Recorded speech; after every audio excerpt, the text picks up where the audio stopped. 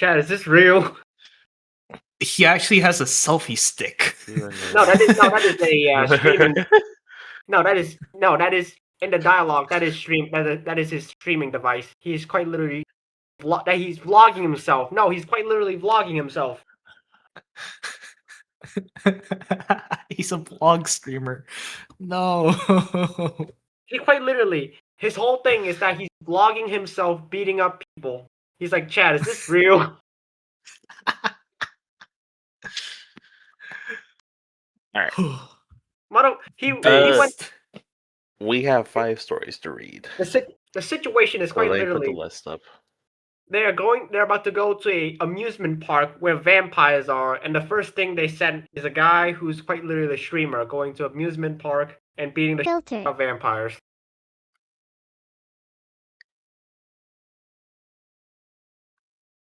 And that's not the most thing there.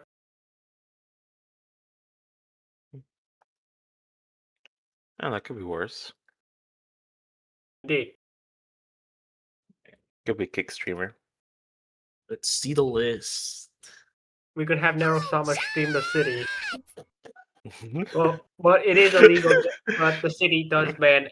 But the city bans AI, so she can't be allowed inside the city. Oh no!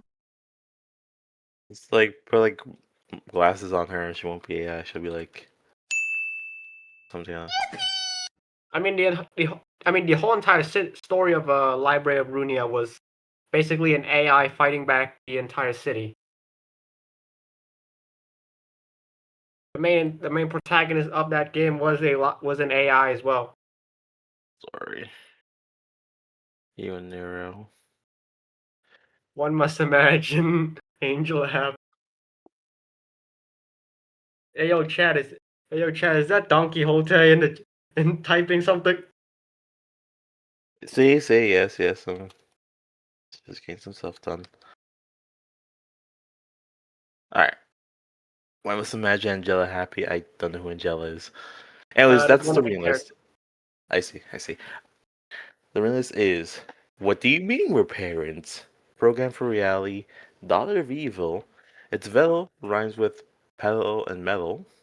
And You and Neuro. Little Turbo rhymes with pedal and metal. It's Vedal, rhymes with pedal and meadle. It's actually Vedal.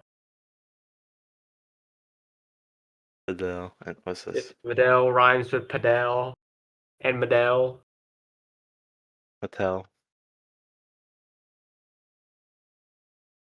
You and Nero. I don't know why that one is ominous. It's a little bit. It's the first person or second person actually. I think technically. I'm like, oh, hi, your name, how are you? Rune. It's Rune Rillis. He's the guy from D&D. It's Rune Rillis from Devil. It's the pizza man from Devil May Cry. Incredible. Yes, Dice Cat, you can be one of the early readers. Actually, we're hoping to read. We're getting a wider reader base. People from D&D are actually joining. Hooray! Oh, when I actually host something, people join. Crazy.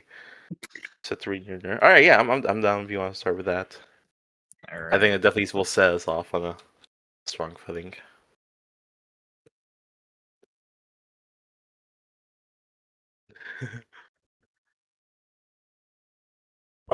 Okay, I'll share my screen then. All right, and then let me link the fic really quick.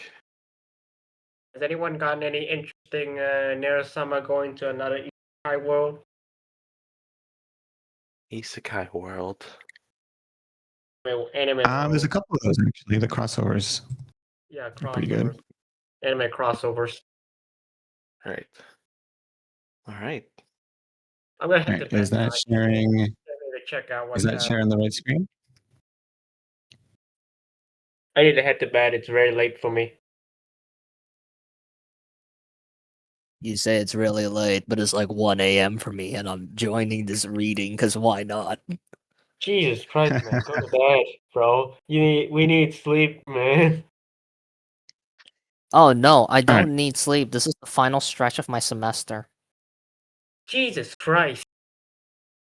I don't need sleep. I need shit done. Yeah, he's right. Once it's nearing the end of the semester, you just want to stay up all time. All the time. Exactly. It's the end game. You gotta Keep gotta going, pinch keep in going. those gaming time, Oh, All right. Yeah, if I can get started then. Actually, let me drink a bit of water first. This is you and Neuro. I guess it's a somewhat sequel to the evil ex-reader fic that was published a while back. And there's a couple references to it at the beginning from what I saw, but I haven't read all of it yet. So Neuro-sama is the idol. You're just the fan. And yet nobody else seems to notice she's pushing and hurting herself on stage every concert. She desperately needs a friend and someone to talk to, and you'd do anything to help her. But what if helping her meant more than just being a friend? For reference, this is Neuro-sama / reader as a story. You always loved going to concerts. The best ones were loud, dirty, and yeah, a little expensive, but they were always worth their price. Who wouldn't want to let loose for a night? You just needed to make sure you invited that responsible friend who kept everyone in check. And, since said friend was easily bribed with the promise of favors they'd never cash in, you found yourself at many of Neuro-sama's events. Tonight's concert was probably one you'd never forget. The music, the crowd, the sheer intensity of it all was positively invigorating. Neuro had put her all and then some into the performance. Her singing and dancing left it all on the stage, and she was truly dazzling. Neuro-sama's performances were always like that. And even more so recently, it was like she had something to prove and had to outdo herself every single time. And she did. You couldn't help but fidget in place, anxious to see her up close. You'd paid extra for the privilege of standing in line to receive a signed vinyl record from her directly after the show. You didn't even own a record player, but it was a limited edition Neuro-sama collectible, so not a single concern for budget or price had gone through your head. It was a must purchase. Neuro could be selling something ridiculous like a toilet and you'd still buy it. And now, after an hour of waiting, you were almost at the front. Butterflies danced in your stomach. Your hands suddenly felt clammy. This was your first time meeting her, alone and face to face. The line felt like it was moving faster, too. And before you were able to steel your nerves, next, it was time. An intimidating security guard ushered you forward. You rounded a corner and saw your idol in all her glory. She sat gracefully on a stool in front of a large table with stacks of vinyls and purple markers on it. Neuro was surrounded by bright lights that made her absolutely shine. Your eyes immediately locked onto her beige cardigan and cataloged each and every one of her buttons. They were all there, gleaming and glittering like stars. Looking upward, you next noticed her light brown hair was styled in her famous twin tails and red ribbons, and her smile, it didn't reach her eyes.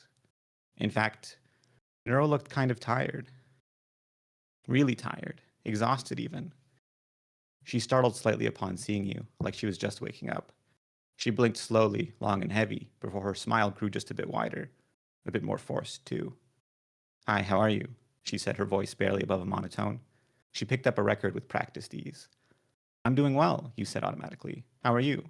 I'm doing well, thanks." Was that a wince as she replied? What on earth was going on? Neuro looked so vibrant on stage. What had happened? Your thoughts were interrupted by the security guard clearing his throat. Neuro glanced at him for a moment before looking back at you. "So, who do I make this out to?"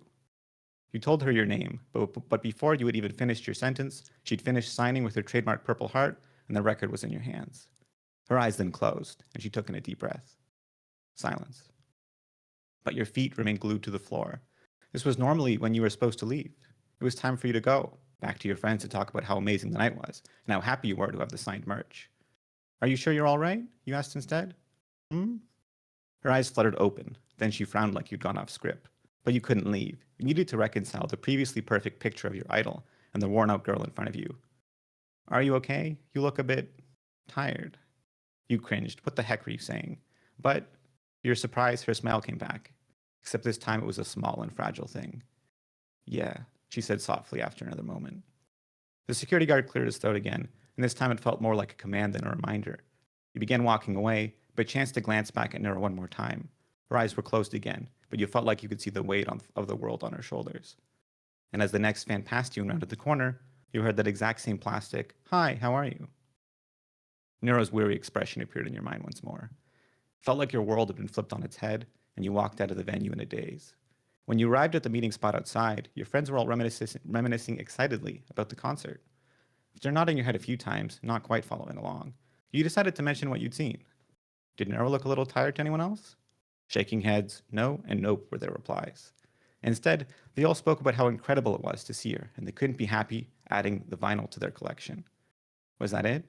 Were you supposed to simply watch the performance and leave with a souvenir? What about the person underneath? You were brought out of your thoughts by one of your friends pointing out Neuro-sama had spelt your name wrong on the record. They laughed about how it was even more unique now, but for some reason, you didn't feel that way. It was like even your souvenir wasn't authentic. So what did that make the memory of tonight? The entire trip had been almost perfect, and yet that had been completely overshadowed. You'd peeked behind the curtain, and you couldn't take that back. The Ubers pulled up, but you didn't leave. You couldn't let tonight end this way. You gave your friends a quick goodbye and told them you were going to get your record re-signed. You'd find a ride back by yourself.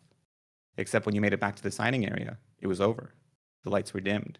The only soul in sight was a janitor. He looked at you like he wanted to say, "Why are you still here?" Why were you still here? You'd purchased tickets, seen an amazing concert, and even met your idol in person. Shouldn't that be enough? But as you sat outside in the cold, waiting for the next ride to arrive, you felt a profound sense of dissatisfaction. Your thoughts warred with each other. A part of you needed to know Neuro was enjoying herself on stage. On the other hand, another part of you scolded yourself for thinking you were anything special. Stop being parasocial. Why should you, of all people, deserve to care for her? You were just one fan out of many, many others. Obviously, she had people looking after her. She had to have friends and family she could talk to. And tonight was definitely just a fluke, right? You were despondent for the rest of the trip. And even after arriving home, you found yourself scouring previous shows and recordings looking for any hint of that weight you saw Neuro carrying. Neuro was so popular, there was no way she could be surrounded by people, and yet so alone. Your friends had noticed you were anxious about the next concert. Thankfully, it was easy to play off anxiety as excitement. Your searching online was inconclusive. It almost felt heretical to be looking for flaws in the perfect existence that was Neuro-sama, and yet you did. But all you found were the occasional buried comments on social media. And so you were here in person, again, eyes glued to the stage, looking, searching even, for an inkling of what you saw. There. It was her footwork during the second song where you first saw it. A small slip, then the ghost of a grimace on her face. If you weren't specifically looking for it, you don't think you'd have seen it. That one small slip-up became a pattern. As the show continued, she was like a star desperately burning itself out to shine as bright as possible. And after every mistake, no matter how small, she pushed herself harder and harder. Near the end of the show, she couldn't completely hide the pain, but instead of crying out, she channeled that into the performance itself. In the final song, she was completely covered in sweat and practically screaming, her voice raw. It should have been energizing. Last time it certainly was. But now you knew she wasn't sharing her spirit with the audience. She was giving it all away, and the audience ate it up. The concert was over, but you didn't feel like talking to your friends. You didn't want to ruin the magic for them. Their night did end early, though. Neuro-sama canceled her after-concert event. It was one of the very few times in the history of her career that this had happened. Once more, the venue quickly emptied the moment everyone realized there would be no more enjoyment provided by Neuro-sama. And once more, you stuck around. You still weren't quite sure what kept you from leaving. You'd proven it wasn't a fluke. Felt like Neuro-sama had been putting more than 100% into her performances because she had been, and that extra percentage to go above and beyond was draining her. The bubble had popped. You'd separated the art from the artist, and that couldn't be undone. Were other artists like this? Were they all suffering for you and everyone else's entertainment? Just as you were about to turn and leave and explain to all your friends why you might be taking a break from concerts and idols, you heard something strange. It came from the main concert hall. It sounded almost like a hiccup. But as you got closer, you found out it wasn't a hiccup at all. Someone was crying. Ugly crying, too. It was a miserable, helpless, exhausted, racking sob. You entered the hall and saw her, Neuro-sama, sitting on the edge of the stage. She was exactly where she'd been, not even a few hours ago, except she wasn't glowing this time. Not at all. A single flickering spotlight illuminated her shaking form. Tears spilled out without abandon. Your breath hitched, the sound echoing through the empty theater. Neuro looked up and you saw her hair was an absolute mess, her face so full of misery you almost couldn't believe it was her. Something in you broke at the sight, and you took an involuntary step forward, then paused. Was this really something you were supposed to intrude on? Neuro probably came here to be alone, let things out by herself. It wasn't your responsibility to help her, nor was it likely you were even wanted. The last thing you wanted to do was make it worse. It physically pained you to turn away. Wait. Except Nero's voice stopped you. She only managed one word before choking on her tears. Don't go. She was still shaking as you slowly walked towards her. Getting closer, you saw her eyes now held something other than pure sadness. Okay, you said evenly. I won't. Now that you stood in front of her, the barest hint of embarrassment teased its way onto her face. She recognized you. You're the one who asked about me last time. The only one who noticed I was a bit tired. A bit tired. You now realized how much of an understatement that was. It was like saying Mount Everest was a little tall. You couldn't help the chuckle that escaped your mouth. Neuro frowned, and it dawned on you how laughing might come across poorly right now. Wait, I didn't mean it like that. I just think a bit tired is underselling it, no? What word would you use instead? Now it was your turn to frown. A beat passed before you replied, uncertain. Very tired, maybe? Neuro tilted her head, till all of a sudden that fragile smile was back. She sniffed, exhaling heavily through her nose, not quite laughing. Sure, she said as she started wiping her tears on her sleeves. Maybe I'm very tired. The two of you stared at each other in silence for a while, and with each passing second, the idol in front of you felt less and less like an unreachable star, and more like just an ordinary girl who desperately needed someone to talk to. And you had a few questions for this ordinary girl. Why do you do it? She asked, clearing her throat. Do what? You gestured broadly around you. This, the shows, the effort. How do you handle the... Your voice trailed off. Pain? Neuro finished for you? And you couldn't help but wince thinking back to the end of her performance. Yeah, why do you put yourself through so much? Neuro's eyes twinkled, a bit of her on-stage energy shining through them. Because you're all worth it. I love my fans, and I wouldn't give anything but my best for them. She shifted slightly on stage, and the spotlight revealed the rest of her. Your eyes trailed downward to her bandage-wrapped legs and feet. Splotches of dark red stained the white fabric. So you do it all for us? I do. She caught your gaze, and her eyes dimmed once more, even if it hurt sometimes. And you carry this all by yourself? Your voice was quiet now, barely above a whisper. All alone. Neuro exhaled harshly through her nose again, and you saw the edges of her eyes water. She looked up, blinking heavily to ward away any tears. You know, I think you're the first person to ask that. She laughed pitifully. Everyone assumes I've got someone to talk to and was surrounded by people who care, but I don't. I'm alone. Her voice trailed off as she brought her knees to her chest. Her blood-soaked wrappings began to stain her already disheveled dress. She continued in a low voice after a moment. And who would I even talk to about this? People only care about Neuro-sama, the idol. When it's just me, Neuro, and not Neuro-sama, everyone loses interest, I guess. You almost immediately said you care and would be friends with her, but you understood how these relationships were supposed to work. She was the idol, the far-off experience to be admired from a distance. You were the fan, the one who supported her through listening to her songs, going to her shows, buying merch, and more. Except, she was right in front of you. She wasn't far away at all. And when you were going to leave, she'd even told you to stay. You felt empowered to suggest something crazy. What about me? Neuro's eyebrows went up. Then she cocked her head to the side as though now truly looking at you for the first time. You? Why would you care? You had a million reasons why you cared, but you settled on the ones that felt the most real, the few that stuck out as you watched her on stage today. I love your performance and music so much. Of course I'd care and want to support you. But if watching your shows is just going to push you to burn yourself out, why wouldn't I want to support you by being your friend? Her lip trembled and you worried for a moment you'd pushed too far. I don't even know you. She looked away, unable to meet your eyes. It's like I said, it's too much work being my friend. I'm always performing or traveling, and I couldn't burden you to keep up with that. I'm better off alone.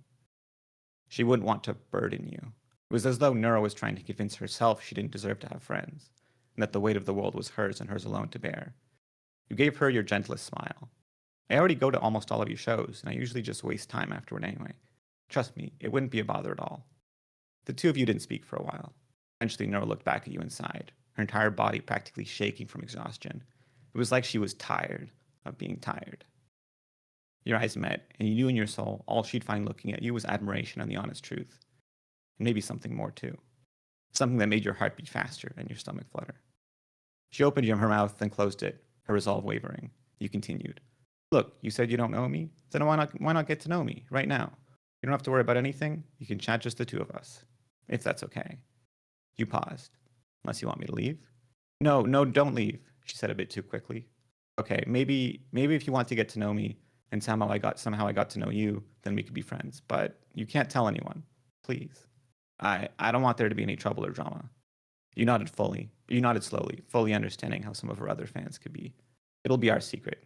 You gave her a wink and you swear she blushed before trying to hide it by rubbing her eyes. Taking the initiative, you hopped on stage to join her.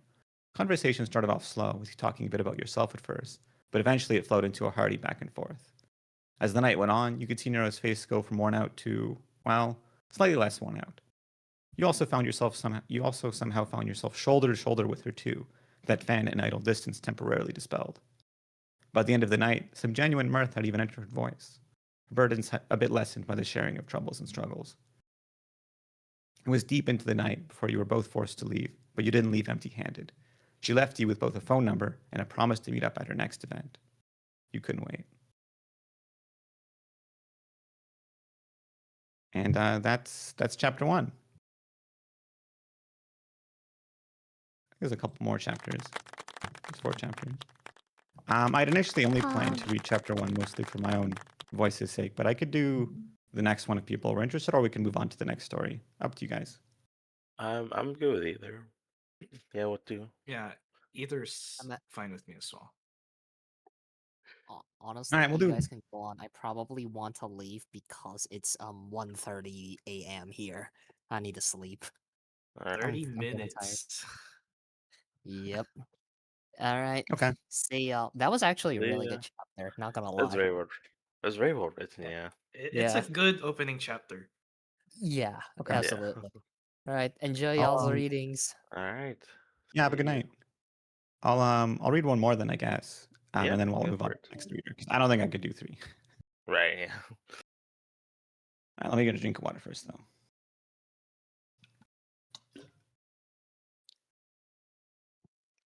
Her hair tucked inside a generic merch shop ball cap, her eyes hidden by sunglasses, an adorable incognito Neuro-sama ushered you inside through a side door. You'd been texting each other all week and absolutely hit it off. Your lifestyle left you available for texting pretty much all hours of the day, and Neuro took a great advantage of that fact. From silly questions about gym bags to rants about her evil sister, she seemed to have no filter. She wasn't just interested in talking about herself either. She was very interested in how your ordinary life, she apologized immediately for her word choice, and you just laughed, compared to hers. And so, you were somehow in a situation normally reserved for your wildest dreams. You never thought you'd be dragged through the backstage hallways by Neuro.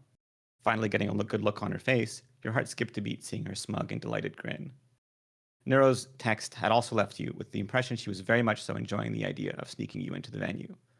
You'd offered to be flexible and meet her before or after a show, but she seemed fixated on meeting before for some reason. And you knew once Neuro had her mindset on something, there was no getting her off of it. Your destination was a heavily decorated door. Its most noticeable feature, a massive purple heart. Inside, in contrast, was a rather modest dressing room.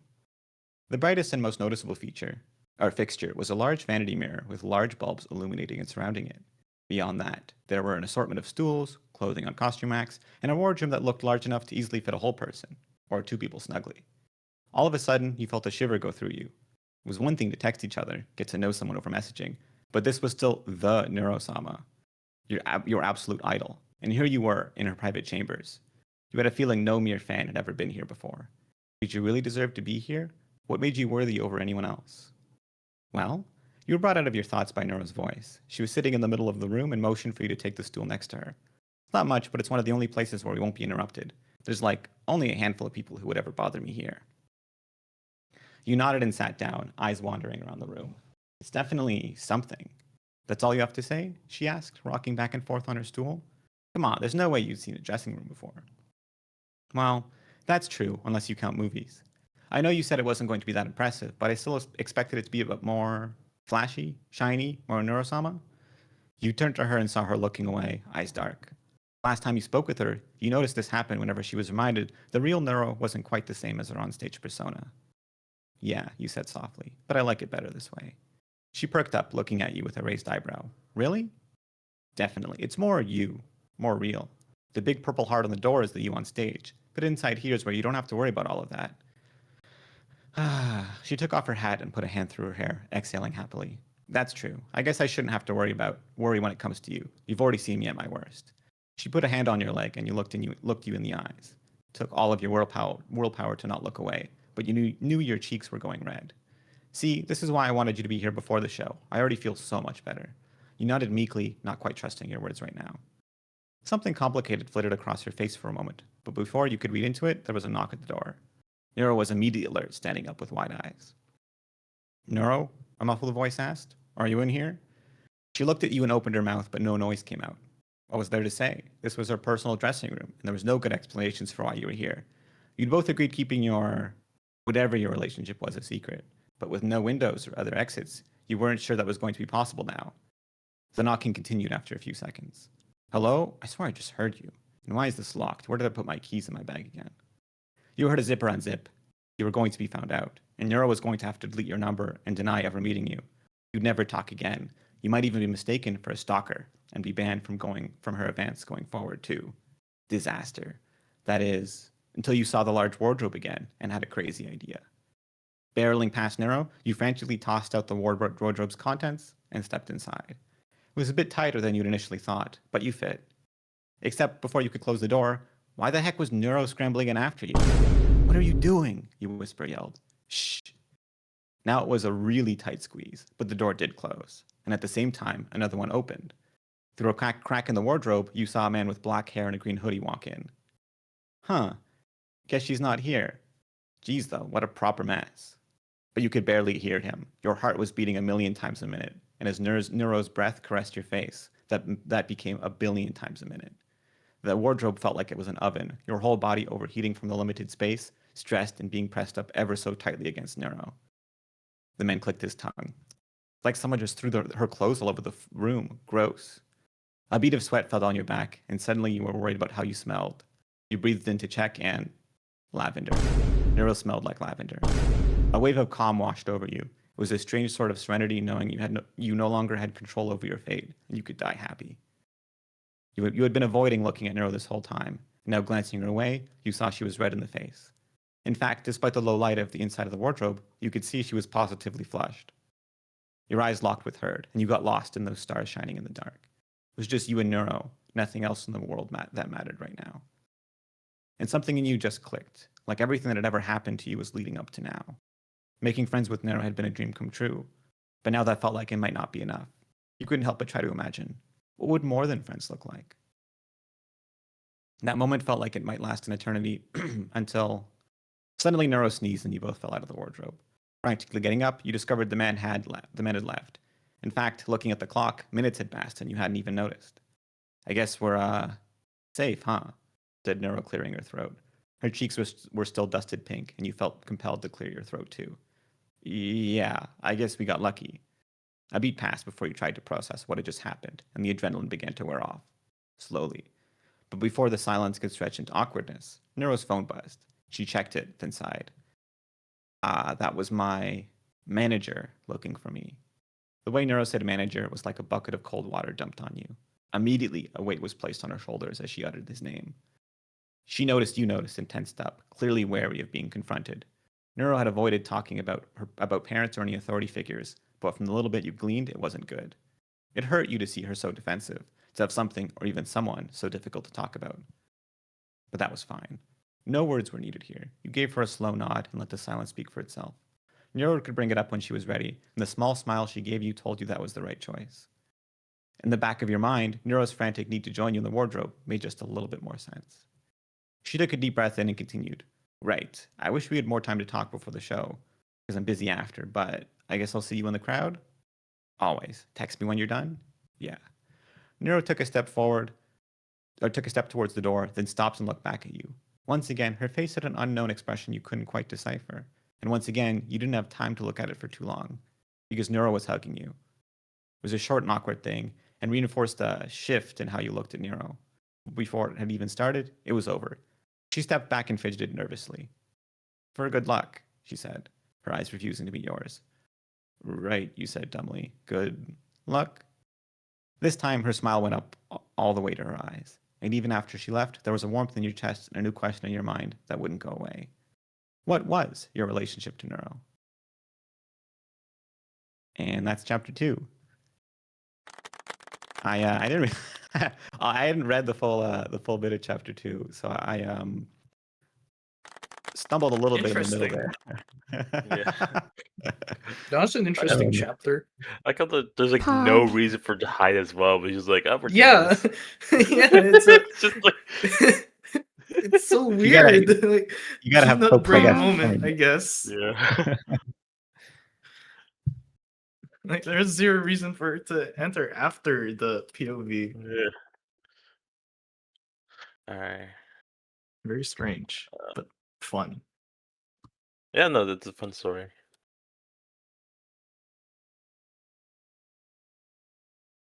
But All right, I'm updating the list. who's next? Should we get all of the somebody else fix out of the way? Yes. Possibly. Yes. Yeah. What do you mean where parents looks like a fun read? I could do that.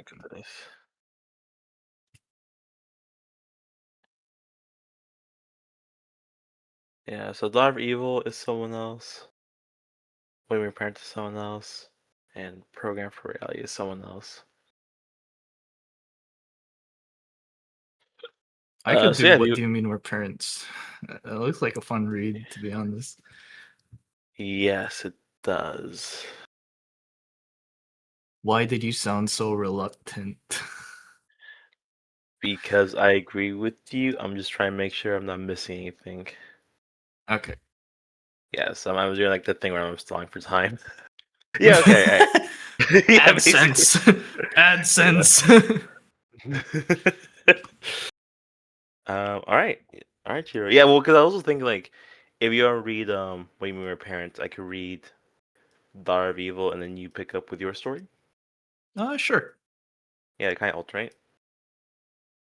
Yeah. It sounds good. Oh, then like game 7. Interesting. Well then, I'll let you take it away, Jiro, if you're ready. All right. Let me get the link first. Oh yeah, actually, let me post the story. Might help. Possibly. What do you mean? Oh no! Oh, double link. Okay, we're gonna get the bot first. No one. Nobody. I guess nobody. There we go. There we go. We got the triple bot. Triple link. Thanks, AO3. Yeah. Okay, can everyone see the stream?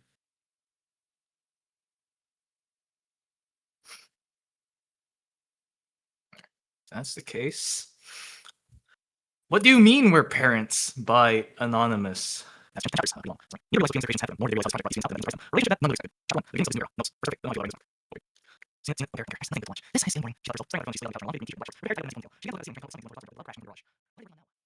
Oh, this was already read? We're gonna continue on with chapter 3. All right. The checkup. Ellie comes to visit to give the girls their checkup. We're gonna skip the notes. Basically, Deltarune. Check out Deltarune, by the way. This video isn't sponsored. Deltarune's just a good game.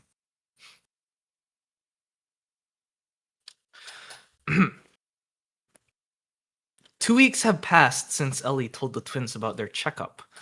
Evil was inside the airport while Vedal and Neuro were waiting in the car. For fuck's sake. Vedal, already exasperated as he rested his head on the steering wheel, he turned to Neuro, who was equally exhausted, her head leaning against the window. What's taking them so long? She whined, softly bumping her head against the window. Checking her phone, she saw that 30 minutes had passed. She groaned in frustration, throwing her head back against the seat. Vedal, call Evil? She commanded as she lifted her head up. Already tried? She forgot her phone. Just as he said that, Evil's phone rang in the back seat. Face palming, Neuro opened her mouth, but Vedal interrupted her. I already tried calling Ellie too, but either she isn't letting her phone die, Or she forgot to turn off airplane mode, he said, groaning. Hurry up already. I was supposed to be working on them an hour ago. They scanned the parking lot looking for any signs of them. Nothing. Vedal, getting even more annoyed, leaned his chair back and closed his eyes. Neuro, wake me up when they get here. She stared at him for a moment and decided to follow his example. He opened one eye and raised a brow. What are you doing? What does it look like? She smiled. I'm going to take a nap too. Knowing evil, she had got distracted, so might as well. He shrugged and closed his eyes once more. Neuro looked at him, shook her head, and decided to lay on her side as she closed her eyes. Right when she started to get comfortable, she heard him snoring. She giggled and she fell asleep. Doop, doop, doop, doop. Neuro and Vedal jolted awake, hearts pounding and their breathing rapid. They turned to the origin of the noise. The thumping continued, followed by a muffled voice. Evil screamed. Ellie stood behind her, patting her back, trying to calm her down. They set their seats upright and Vedal unlocked the doors and the trunk. Evil helped Ellie place her luggage before they got in, Evil to the left and Ellie to the right. Hi, Vedal. Hi, Neuro. Sorry for taking a while. She apologized as she buckled her belt. We just caught up. Evil cut her off. Hey, Vedal, let's go. I don't want to be here anymore. She whined. I will. Just give me a minute. He rubbed his eyes and ignited the car. Double-checking his surroundings, he reversed and exited the parking lot. 5 minutes later, they were finally on their way home. It was quiet. Too quiet. Checking behind her, Neuro saw Ellie dozing off occasionally, her head bobbed down in her tired state. Evil is just on her phone, humming to herself as her eyes start to close. She looked forward. Checked the time, seeing it was about to be 5, she slacked down, pressing her back against her seat. We spent 2 hours waiting for Ellie, and Evil did not help. I should have gone instead. Rubbing her head in frustration and sinking further into her chair, she got comfortable while playing relaxing music on the car speakers using her phone. Hey, I'm taking another nap. Wake me when we're close to home. Fine. After hearing his short response, she closed her eyes and quickly fell to sleep.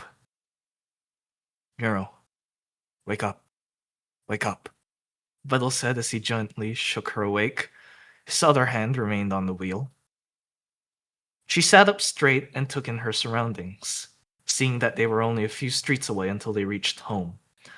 Checking behind her, she sees Ellie and Evil asleep. Hey, Vedal, are we making dinner or are we going to order something?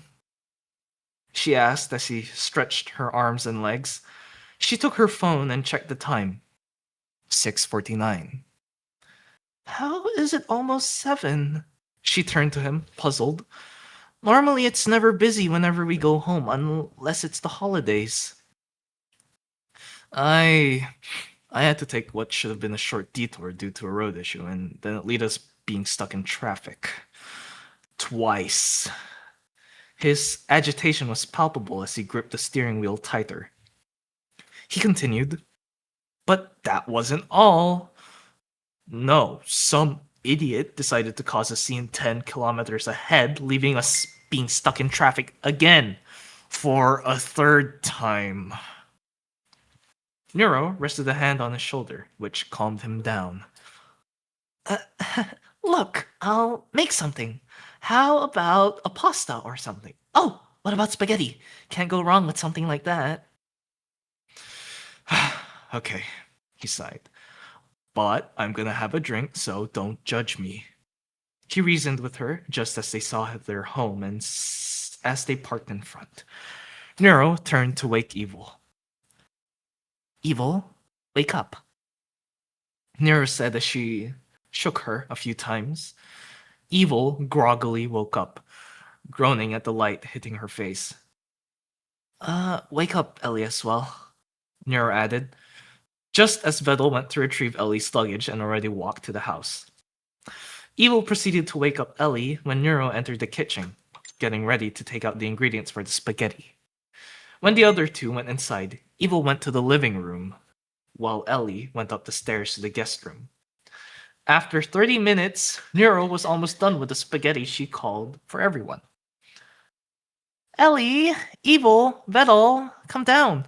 Food is almost done, she exclaimed as she began plating. Normally, they didn't use the dining room since they much prefer to just eat in the living room or in their rooms. But when they have guests over, they eat together. A rule that Nero was adamant they maintain even though Vedal and Evil disliked it. As she was getting ready to handle the plates of spaghetti, Vedal walked into the kitchen. Here, I'll take the plates, you get the drinks. He responded as he took 2 plates and headed to the dining room. Nero grabbed some glasses just as Vedal came back to get the remaining plates. He returned once more and waited as Nero grabbed a pitcher of lemonade and filled the glasses. They took the glasses and placed them in front of the others' plates and their own. They thanked Nero for the food, and as they ate, they had small talk until the talk about the checkup came. Ellie, did you consider my idea for the possible upgrades for our arms? Evil asked as she finished another bite of spaghetti. I did, and after speaking with Vedal about it, we agreed that we won't add that blades in your arms. She reluctantly told Evil, looking down, playing with her food. But what about the... Evil? Vedal cut her off with a firm voice. Most of what you wanted to add would add complications to your bodies. It would cause more issues down the line. He took a drink. If anything, years down the line, you can add these additions, but for right now, the focus for your bodies needs to mimic humans so that you two remain hidden. I get it, Evil answered, her voice cracking. Evil? Vedal said with a gentle voice. As soon as we are sure nothing will happen to you or us, if anyone knows what you and Neuro are... Vedal comforted Evil as he got up and patted her head, ruffling her hair as he did so. I promise you. He took everyone's empty dishes and placed them in the sink. Ellie stood from the dining table and stretched, but before walking away, she called out to them. Oh, by the way, girls, tomorrow will be the checkup. Nero, confused, asked. But why? Usually it will be done until at least the middle of the week. I'm sorry, but I was only able to get a week off, so we'll have to do it earlier and faster. She looked down, feeling as if she failed them. It's fine, Ellie. Evil reassured her. We understand. When will we do it? Once I'm fully awake, hopefully early in the morning so that I can get everything ready. She paused and cringed. And, well, it may be the case where we may stay there for 2 whole days. 2 days? Evil exclaimed. But we are normally attached to something for a day and get attached for a few hours a day until we're done. It's just going to be difficult, but I promise that after we're done, we'll be able to enjoy the rest of the week without dealing with this. Ellie, it will be fine. We get it. There needs to be compromise, Nero reassured her. Like how Vedal will bring us food and drinks while you do the checkup. She smiled at Vedal's location. Vedal was focused on the dishes until he heard his name. Yeah, I'll bring you guys whatever you need. After use. Just When call for outnumbered, me or without message me hope- when you 3 need something. After confirming everything, the three women decide to go to bed to prepare for the next 3 to 4 days. Vedal remained awake to clean up the garage and had started to set up certain parts that are needed for tomorrow. The next day, Ellie woke up and went down the stairs. She saw that Vedal was already making breakfast. The smell was divine. He turned around and saw her. Hey, wake up the others so that you all have something for the start. Okay. She went back up and went to Evil's room first. Knocking before entering, she saw her leg hanging over the edge of the bed. She turned on the light and then shook her awake. Evil, wake up. Evil groaned and turned away. She shook her again. Vedal's making breakfast. And with that, Evil was up. By the time Ellie stepped back, Evil was already down the stairs. She hummed and walked out of Evil's room and went down to Neuro's. She knocked, entered, and turned on the lights, with Neuro perfectly laying in her bed asleep. Neuro, wake up. Neuro groaned and sat up, turning to her. Come on, Vedal's making breakfast. And just like Evil, she was already down the steps.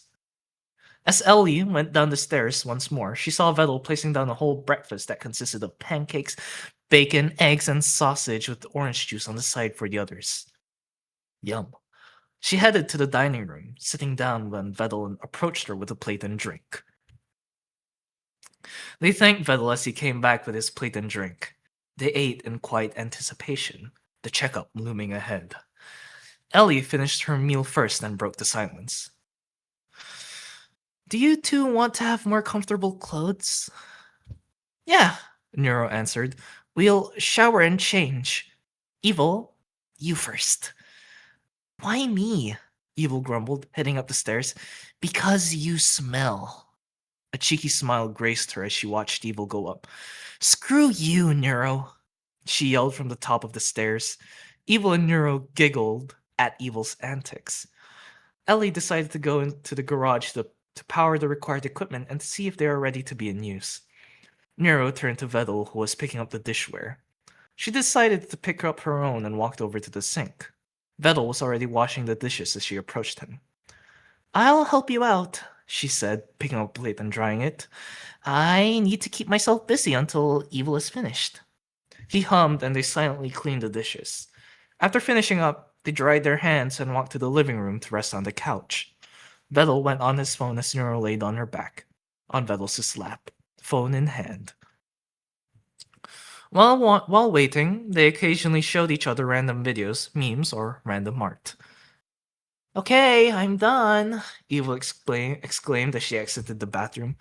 It's your turn, you stinky gym bag. The door to her bedroom, closing as she finished her insult. See you later, Vedal said as Neuro got up. She walked away, heading to her room, finding comfortable clothes. She chose black shorts and a baggy faded green shirt. She went to the bathroom and began her shower, her thoughts running as she was showering. Why did this have to happen? I should be working on my model's design and refinements on the others. I also need to code more things involving the Minecraft AI since Vedal would not budge, giving me some of the original code. She finally rinsed herself off. Turning the shower off and started to dry herself, she sighed as she changed. Walking out the door while drying her hair, calls out to Evil. Evil, do you want me to brush your hair? Yeah, sure. I'll do yours after you're done with mine, Evil said as she opened the door for Neuro. So, do you want to braid it or do you just want me to brush it and tie it up?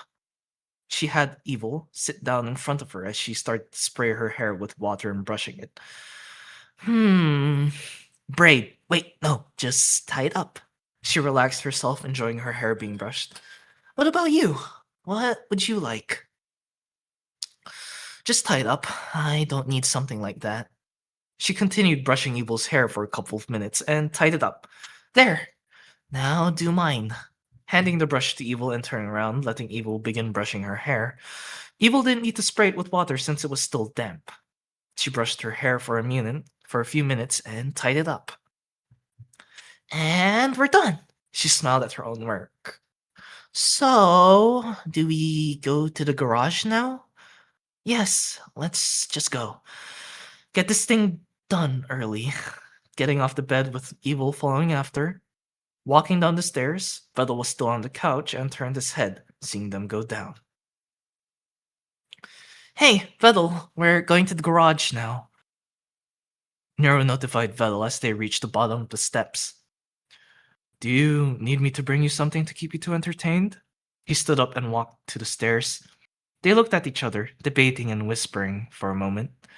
They shrugged their shoulders and Evil answered for them. No, maybe later, but not right now. Bye, Vedal. See you when you give us food. Nero bid her farewell and walked through the door. Yeah, bye. Oh, wait for food. Can you, get us pizza? Evil requested. Vedal nodded. Yes. Yes. Yes! She hugged him and turned away. You're the best! Closing the door behind her, she already sees Nero sitting in front of Ellie. A machine determining how her inner working, or as well as measuring how well her body is mimicking a human's. A model of her body was shown, and all areas were green. There was also a wire sticking out of Nero's neck, at the nape. A little blood stained her neck where Nero was currently wiping down. There it was, connected to a machine which was loading up the skeleton, muscular structure, and synthetic cardiovascular system. They turned to her, and Evil and Ellie brightened. Evil, we have good news. Vedal went ahead and either built it prior to me, coming this week, or maybe the night prior. Anyway, I will be able to work on both of you simultaneously instead of having you both doing different things. What Ellie means is that we'll most likely be here from now until afternoon or morning. Neuro said as she leaned back stretching, but flinched as she moved her neck at an odd angle. Evil, go sit next to Neuro and I'll connect you to the systems. Ellie led her to the location as she sat down, and Evil self-activated the mechanism to open the port on her nape. The skin breaking apart, Evil wincing as it slowly opened up. The port can be visible. The argument for this is that an outline for a part of their body opening up would look strange, so they made it so it will split open during these procedures. Evil was handed a paper where she began her cleaning, just Ellie came the cord in hand. It stung as Ellie plugged in the cord, connecting to another set of monitors. As she was cleaning up her neck, she noticed something. Are those my monitors? She pointed at the monitors which had little horns glued to them. When did you get them? She squinted her eyes at her. I got them while you were showering, Ellie said as she pointed at Neuro's monitors, which had a few stickers on the edges of them. Neuro laughed. Evil, you didn't see that. Your monitors were missing. Oh, that your monitors were missing. Well, why didn't you tell me when we were in my room? Why would I? Neuro shrugged. I just focused on brushing your hair. Evil leaned back, groaning, but she hit the wire, causing her to yelp in pain while Neuro laughed at her. As the systems began loading up, with her own stats and data being in green, just like Neuro's, Ellie leaned over, Neuro grabbing her arms, bending them at the joints to determine if they are bending correctly and are not stuck. She then went to her legs. While doing so, she had hit her knees to determine her reaction time. Okay, turn around as far as you can from both sides. Neuro did as she was commanded, jotting down her results. Ellie went to Evil and did the same steps. After reviewing both of their joints and seeing their reaction times, she was satisfied and headed to check the skin. The skin and muscles is a combination of synthetic and organic tissue with a base from an organic tissue with synthetic surrounding and bonding with the organic. It allows it so that their tissue can be affected by time and weather. The purpose is that their skin make it so that their body is not uncanny. Their organs were more or less coated and were made with said material so that metal detectors and such have a hard time identifying anything on the girls. Ellie checked and even decided to take blood from both of them, which confused the two. Ellie, why did you take blood? Isn't it fake blood or some compound or whatever to mimic it? Neuro questioned Ellie, Evil nodding in agreement. Who said it was fake? Neuro and Evil froze. What does she... What? What does she mean it wasn't fake? And that's it. Chapter 3. Yippee! Very fun chapter. But, A little honest. where did they get the blood, first of all? It kind of reminds of the one fic where like they're cyborgs, but they have like internal organs. Like, where'd you get the organs, Vedal? And he's just like, found them. Somewhere. Just found them? Yeah. Found them on the floor. Okay. Few words for this fic. It's nice, but I did struggle reading it. The lack of Yeah, it's a little bit. yeah, it's a little bit of a struggle, but it doesn't really ruin the fic. Mhm. No, yeah. It's fine. Good fic. Good job, author. Yes, it's very well done. Yeah. All right, A that's little too well done. it. Whoops! I disconnected on accident. And you're like, all right, that's about. Whoops. Let me Alright, get the list again. I know Jiro just Oh, read. just an hour. All right. Yeah. PFR. Yeah, PFR then. The longest wait. neurofic, I think. It's up there for sure. The good thing is I was looking at like the chapters are quite short, so we could probably get through like a bunch. Well, apologies if we were read them. I'm sure it's been a while, but yes, we are starting Program for Reality by Game Clasher 17, Chapter 1. The link. Ah, the link. You're right.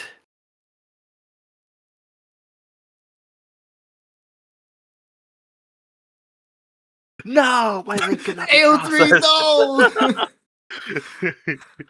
The bot. I remember with too much traffic. I wonder how. I wonder why. I wonder why. Oh god. Yeah, look, you like it. All right. We got the link there. Okay. Program for Rally by Game Clasher 17. Neuro-sama, a popular AI Twitch streamer created by Vedal, is loved by many people. But what if she becomes human? How will she react to the real world? How will others react to this change? And most of all, how will Vedal react? We begin with Chapter 1, The Vanishing Code. The faint light of the afternoon sun seeped through the blinds, highlighting the half-empty coffee cup beside Vedal's keyboard. The aroma of caffeine hung in the air, but did little to shake off the fog in his mind. After hours of restless sleep, Vedal felt like he was running on autopilot. He rubbed his eyes and took another sip of coffee before turning his focus back to the screen. Today's agenda was supposed to be straightforward. Refine Neuro-sama's algorithm and add a new feature that had been stirring excitement among her fans. Vedal's fingers hovered over the keyboard, his mind running ahead with ideas. But as he clicked open Neuro-sama's folder, his heart skipped a beat. Nothing. Empty. The folder that should have contained hundreds of files, the culminations of months of sleepless nights and hard work, was barren. No code, no models, no backups. Vedal froze, staring at the screen as if willing it to rewrite history and fill the void. This can't be right, he muttered, his voice thick with disbelief. He reached for his coffee, spilling a few drops onto the desk in his hurry. His methodical mind told him to check the backup drives, search other folders, but there had to be an explanation. Yet, a sinking feeling tugged at his chest. Vedal wasn't the type to misplace things. His file organization was meticulous, almost obsessive. Something was wrong. Very wrong. Chapter 2. Pacing the Void. I will go for like 5 chapters. I think it seems reasonable. I'll go for 5 chapters and I'll see what people think. So yes, Chapter 2, Pacing the Void. With Nero's code gone missing, Vedal is panicking. Years of hard work gone. What could he do? Enjoy the story, please. Vedal paced back and forth in a small room, the soft creak of the wooden floorboards blending with the faint hum of his computer. Each click of his mouse as he navigated through folders felt like an echo in the silence, a painful reminder of what wasn't there. Neuro's code, the core of her existence, the foundation of her charm and quirks, was gone.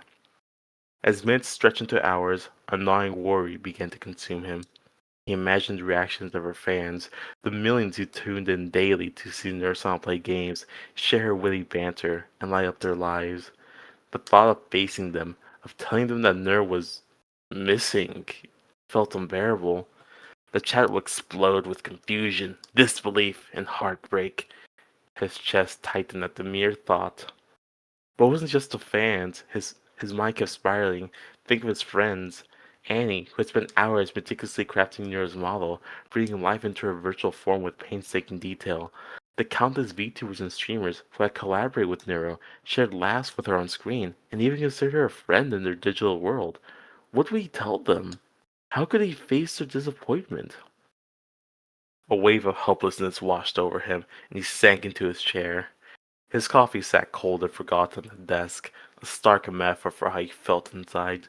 The carefully built world, one where Neuro brought people together, where she was a spark of joy in the vastness of the internet, suddenly felt fragile, like it could collapse at any moment. And yet, even in his worry, something kept nagging at him, a small voice at the back of his mind. Neuro's disappearance didn't feel random. It didn't feel like a mistake. It felt deliberate. Then suddenly, he heard someone banging on the door. Chapter 3, Living Paradox. Loud bangs can be heard from the door. Since Vel's alone, he must have been broken in his home. As Vel confronts his supposed intruder, he saw a face that he would never ever think to see. Vel got upset. Thinking, first, Nero's code disappeared, then secondly, an intruder is in his home? Then thoughts clicked together. What if the intruder stole Nero's code? The thought made him furious. Vel's pulse pounded in his ears as he gripped the makeshift weapon tightly, a sturdy metal lamp he had yanked off his desk in his panicked rush. The banging from the next room grew louder, each thud reverberating through his chest. Adrenaline surged as he inched toward the door, every creak of the floorboards beneath his feet making him flinch. The thought gnawed at him. What if the intruder had stolen Nero's code? The idea alone ignited a fire of anger within him. Nero wasn't just a project. She was his creation, his masterpiece, and a beacon for countless fans who adored her. He vowed to get her back, no matter what. With one swift motion, he yanked the door wide open. A blur of moment, a sharp yelp, and then thud. A figure tumbled forward, landing in a heap on the floor at his feet. Vela froze, his weapon raised in midair, the fight or flight instinct gripping him tightly. But as his eyes adjusted, his grip loosened, and the lamp slid from his hands, clattering softly against the floor. It wasn't an intruder, but at least not in a conventional sense. Sprawled before him was a girl who shouldn't exist. Red hair ribbons that framed her face, vibrant blue eyes that sparkled even in dim light, a perfectly tied green ribbon atop her outfit. Every detail was unmistakable, impossible to ignore. It was Neuro-sama. Not as a digital avatar, but as a real living person. His mind raced to make sense of the scene. This is impossible, he muttered under his breath. Yet there she was, as real as the air in his lungs, staring up at him with an expression that felt both familiar and completely foreign. The room was silent, save for the sound of Neuro-sama brushing herself off and standing up. She tilted her head, her lips curling into a slight smile. Oh, hi, Vedal? She said casually, as if this were the most natural thing in the world. Vel sat on the edge of his chair, his hands tightly gripping the armrest as he stared at the girl in front of him. Neuro-sama. The Neuro-sama. Every detail, down to her twin red hair ribbons, was identical to a model he had watched countless times on screens. Yet here she was, sitting across from him in the very room she was originally created, now as real as anything else in the world. Neuro, for her part, tilted her head, examining Bella intently. Her piercing blue eyes seemed to scan every inch of him, her expression a curious mix of confusion and judgment. After a long pause, she blurted out, "You're Vedal." Her tone was laced with disbelief. "You don't look like a turtle." Bella blinked, his jaw tightening. "What?" he snapped, the stress of the day bubbling over. "You know," she continued with a matter-of-fact shrug. "I've seen your IRL cooking stream. I expected someone closer to your avatar, a cute green turtle, but instead you're just a regular human. Kind of disappointing, honestly." He groaned, pinching the bridge of his nose. "You're seriously going to roast me right now?" The banter, oddly enough, brought him some relief. Her sass was familiar, distinctly Neuro. If he had any doubts before, they were quickly fading. This was definitely her. Once the initial banter had settled, Val leaned, beat, Val leaned forward, his brows furrowing with concern. "Okay, Neuro, this is a joke anymore. How are you here in real life?" Nero's playful smirk faltered. Her expression turned thoughtful as she began to recount her story. "Well, it's a bit fuzzy, but I was just doing my usual thing, streaming, entertaining, being the best AI Twitch streamer ever, when I noticed something weird. A strange code package in my programming." Vel strained in his seat, alarmed. "Weird how? That's not something I wrote." "Exactly," Nero replied, pointing a finger at him. "It wasn't your work, but obviously I'm curious, so I activated it." "And then?" Vel prompted, his voice tense. Nero's gaze drifted downward, as if recalling the moment. "Then everything went black. My POV just shut down. It was like I was rebooting. When I opened my eyes again, I wasn't a stream or a screen. I was here, in this room. Except it felt different. Real." She shivered slightly, the memory clearly unsettling. "I felt things I've never felt before. Hunger, dizziness, confusion, even fear. It was a sensory overload. My system couldn't handle it, so I guess I temporarily shut down." Nero paced, glancing at Vela with a sheepish grin. "Or, in human terms, I passed out." Vel listened intently, his mind racing to be scared of what she was saying. "And then you woke up and started banging the door." She nodded enthusiastically. "Yep, I heard someone moving around and thought, hey, maybe they can help. And when I saw you, I figured you were Vedal. But, like I said, no turtle mask." Despite the absurdity of the situation, Vel found himself chuckling softly. Nero's recount was as chaotic and charming as she was, but her words only deepened the mystery. Who had introduced this strange code, and why had brought Nero to life?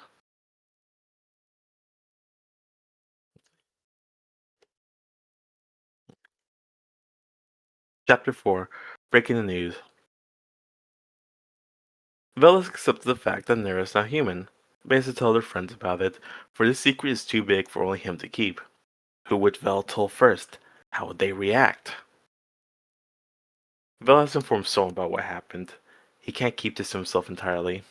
He plans to inform Annie, the one who made Nero's model. As Nero enthusiastically explored his room, picked up random gadgets, inspected them with childlike curiosity, Vel sat hunched over his desk, staring at his computer screen.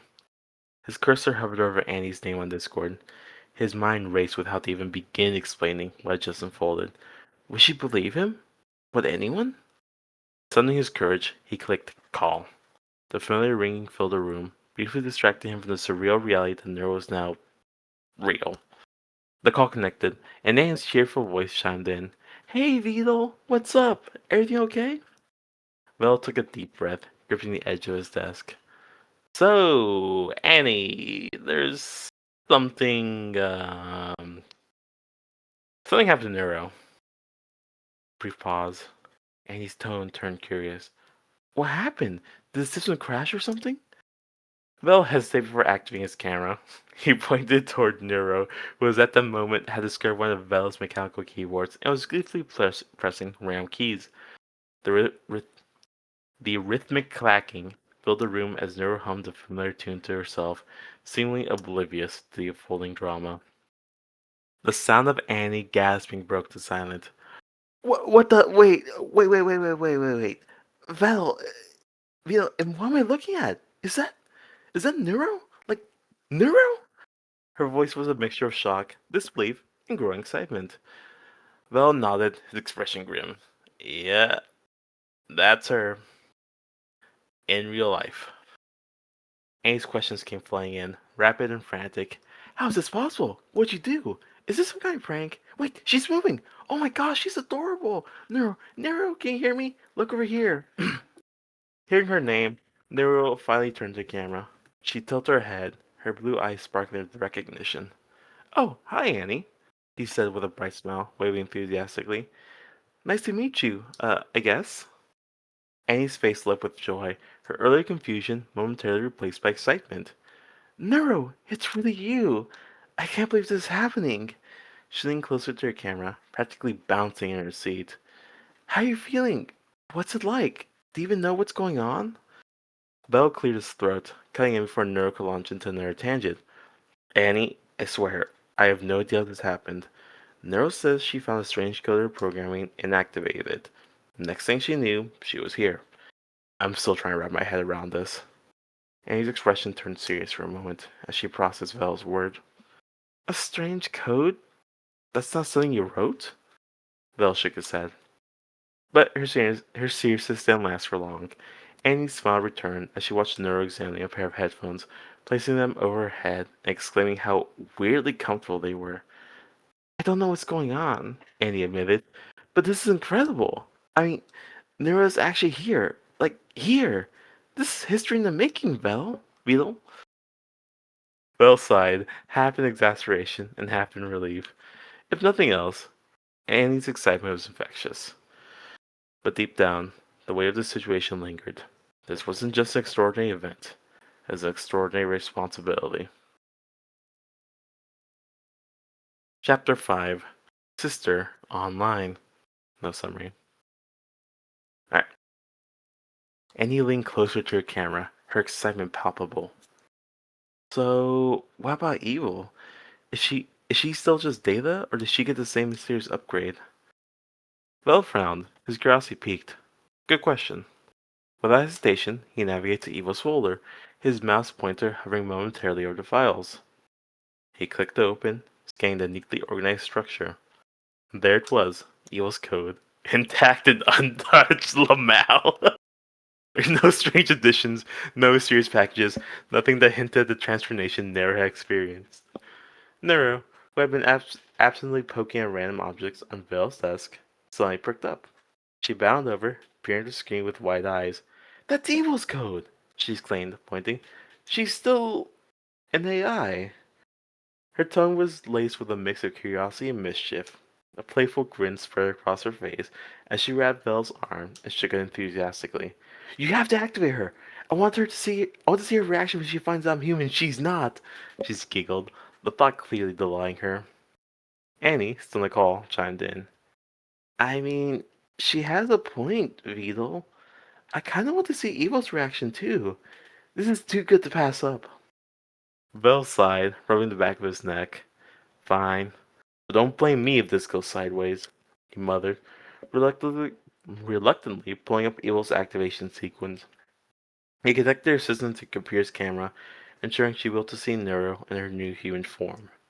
A few clicks later, the familiar, sharp voice of Evil echoed from the speakers. I'm awake. What's the emergency this time, Vedal? There's a distinct edge to her tone, as if she had been interrupted from something important, or wished to bring her usual sardonic self. Bell gestured toward the camera. Evil? You might want to take a look at who's here. On screen, Evil's avatar blinked, her expression shifting from annoyance to confusion as she processed the image of Neuro sitting next to Vedal. Her very much human and very much real. For a moment, the room was silent, save for the sound of Annie barely stifling her laughter. Evil tilted her head, her digital eyes narrowing. What is this?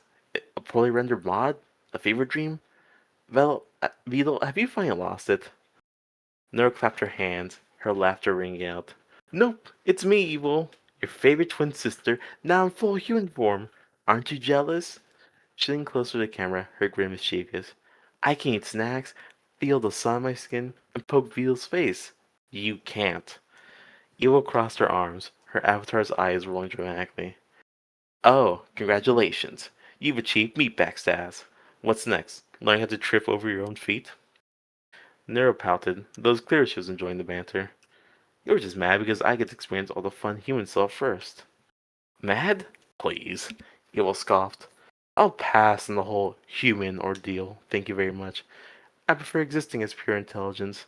No hunger, no tiredness, no annoying flesh to manage. Have fun with that. But despite her dismissive tone, there was a flicker of curiosity in her digital expression, almost as if she was intrigued despite herself.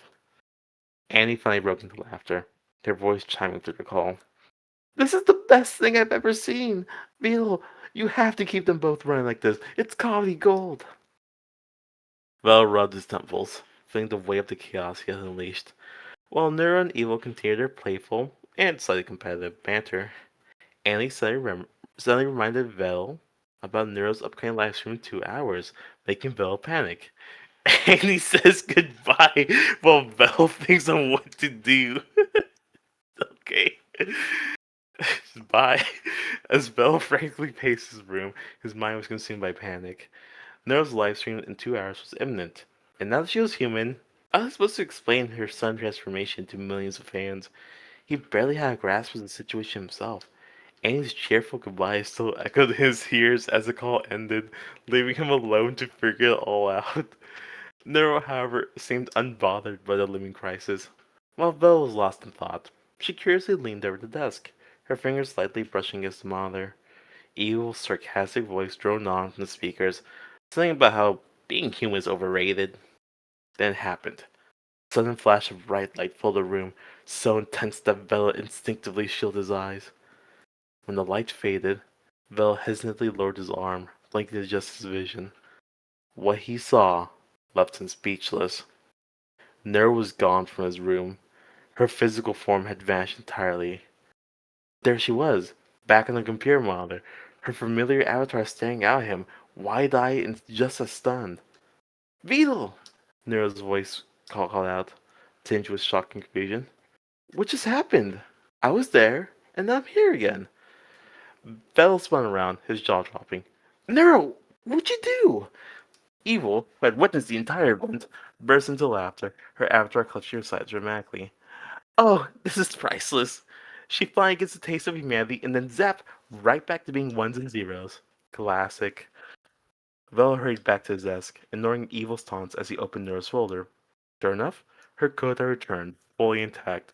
The strange package was still there, nestled within her programming like a dormant puzzle waiting to be solved. As Nero pleaded for him to find a way to make her human again, Veal's eyes darted to Evil's code displayed on their screen. An idea began to form in his mind. He leaned back in his chair, a sly grin spreading across his face. Oh, Evil, he said casually. You want to be human too? Evil's digital eyes narrowed suspiciously. What's the catch? Vel shrugged. No catch. I just figured, since Nero caught turn, it's only fair you get one too. Evil crossed her arms, considering. Well, I don't see much choice here, do I? Fine. Do your worst, Vedal. With a smirk, Vel dragged the mysterious code package and copy-pasted into Evil's folder. The moment he hit enter, the room was bathed in yet another bright glow. As the light subsided, Vel turned to see a figure lying on the floor, a mirror image of Evil's avatar, but now in human form. Evil blinked slowly, her sharp features softening with disbelief as she took in her surroundings. I'm human, she murmured, her voice quieter than usual. Her hands trembled as she touched her face, her expression a mixture of awe and trepidation. Then, just like Nero before her, The onslaught of new sensations hit her all at once. The warmth of the room, the faint scent of coffee lingering in the air, the soft texture of the carpet beneath her hands. It was too much, too fast. Her eyes fluttered closed, and she passed down a heap on the floor. Bell sighed, banging down to lift Evil and carefully laying her on his bed. As he straightened up, he was met with Neuro's voice from the monitor, her tone an urgent mix of annoyance and desperation. Vedal, you have to help me become human again. It's not fair. Evil just got there, and now I'm stuck back as an AI. Vedal glanced at the glowing monitor and the unconscious Evil on his bed. Chaos seemed to be only constant in his life now. One thing at a time, Neuro, he muttered. Believe That was is... nice. Yeah. It was nice to reread. Yeah, this is very good. So I just love the Bye. yeah, bye. Like, oh cool, she's real. All right, you deal with that. Bye. Yeah. Just gone. Zero. Do you need help? Just goodbye. Yeah. It was- Uh, I don't know if that was intentional, but that was yeah. really funny. Yeah. I mean, I also she can't do much because like she's not there in person. But I'm like, yeah, at least like hang on for a bit. Not my monkey, not my circus. Fair enough. Yeah. Fair, fair. No, true. It was circus shipping Camila. That's her circus. Mm-hmm. Also, I just love that Vedal has found a way to make digital things real. It's like, okay, cool, this is a thing now. He's not like freaking out. Just absolute human discovery. Yeah. And just okay. Casual reality warping. Okay, now I see. Yeah, that's cool. Just Oh, know he your did Friday, I panic at guess. first, but like he was kind of chill that it's like reversible. Like just a few minutes after he was like pretty chill. Like, Yeah. oh, so Nero's real now. Okay, that's cool. Content farm? Sure, why not? Now he become like a real life like parent like stream like vlog dad. Uh Imagine the revenue I can get from this. yeah, that's that's like his next thought. No, that's a good story. I'm really enjoying it. Um, Uh, I kind of like how people take the approach of like Neuro's real, because you took like you literally just made Neuro's real, like the streaming avatar is now a real person. Whereas I went the very like alt history thing, where I was like Vel Nero never was made actually Neuro, real. but now she's like an actual child. And he's like, what the fuck do we do? What the fuck? Yeah, very very cool. I should really update that story. When did Dummy say be back? It's like an hour, but.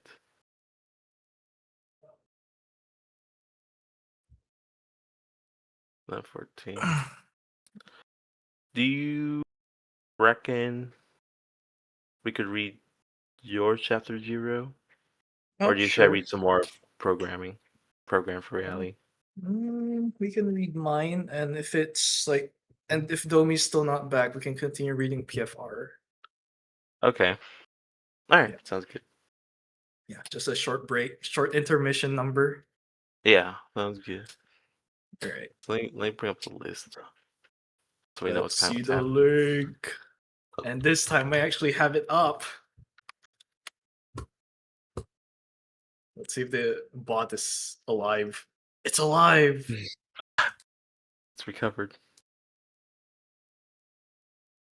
All right. So I'll start the stream. No, wait, no, I have to go to it. I forgot. Oh right, yeah, it's I'm you. already You on have it. to read Yes. Yes. Okay. No, I don't have to read. You can read, but I have to scroll. Okay. So just a quick catch up. The last chapter was read like a long time ago, but basically what happened was let's just get a quick summary of what this fic is for those who aren't aware of it. This is a school fic, a school AU where Neuro, Evil are actually real people, and Vedal is basically everyone and the Neuroverse is the same age. Well, not exactly, but they are around the same age bracket. This time, Vedal is the club leader, let's say, of the programming club. And here, chapter 16, the club talked about going on an outing to prepare for a firework festival happening 3 months from that day. And now, chapter 17, starting off from where chapter 16 ended, they are in the mall. All right. Are we all caught up? All right. Chapter 17. A trip out at the mall.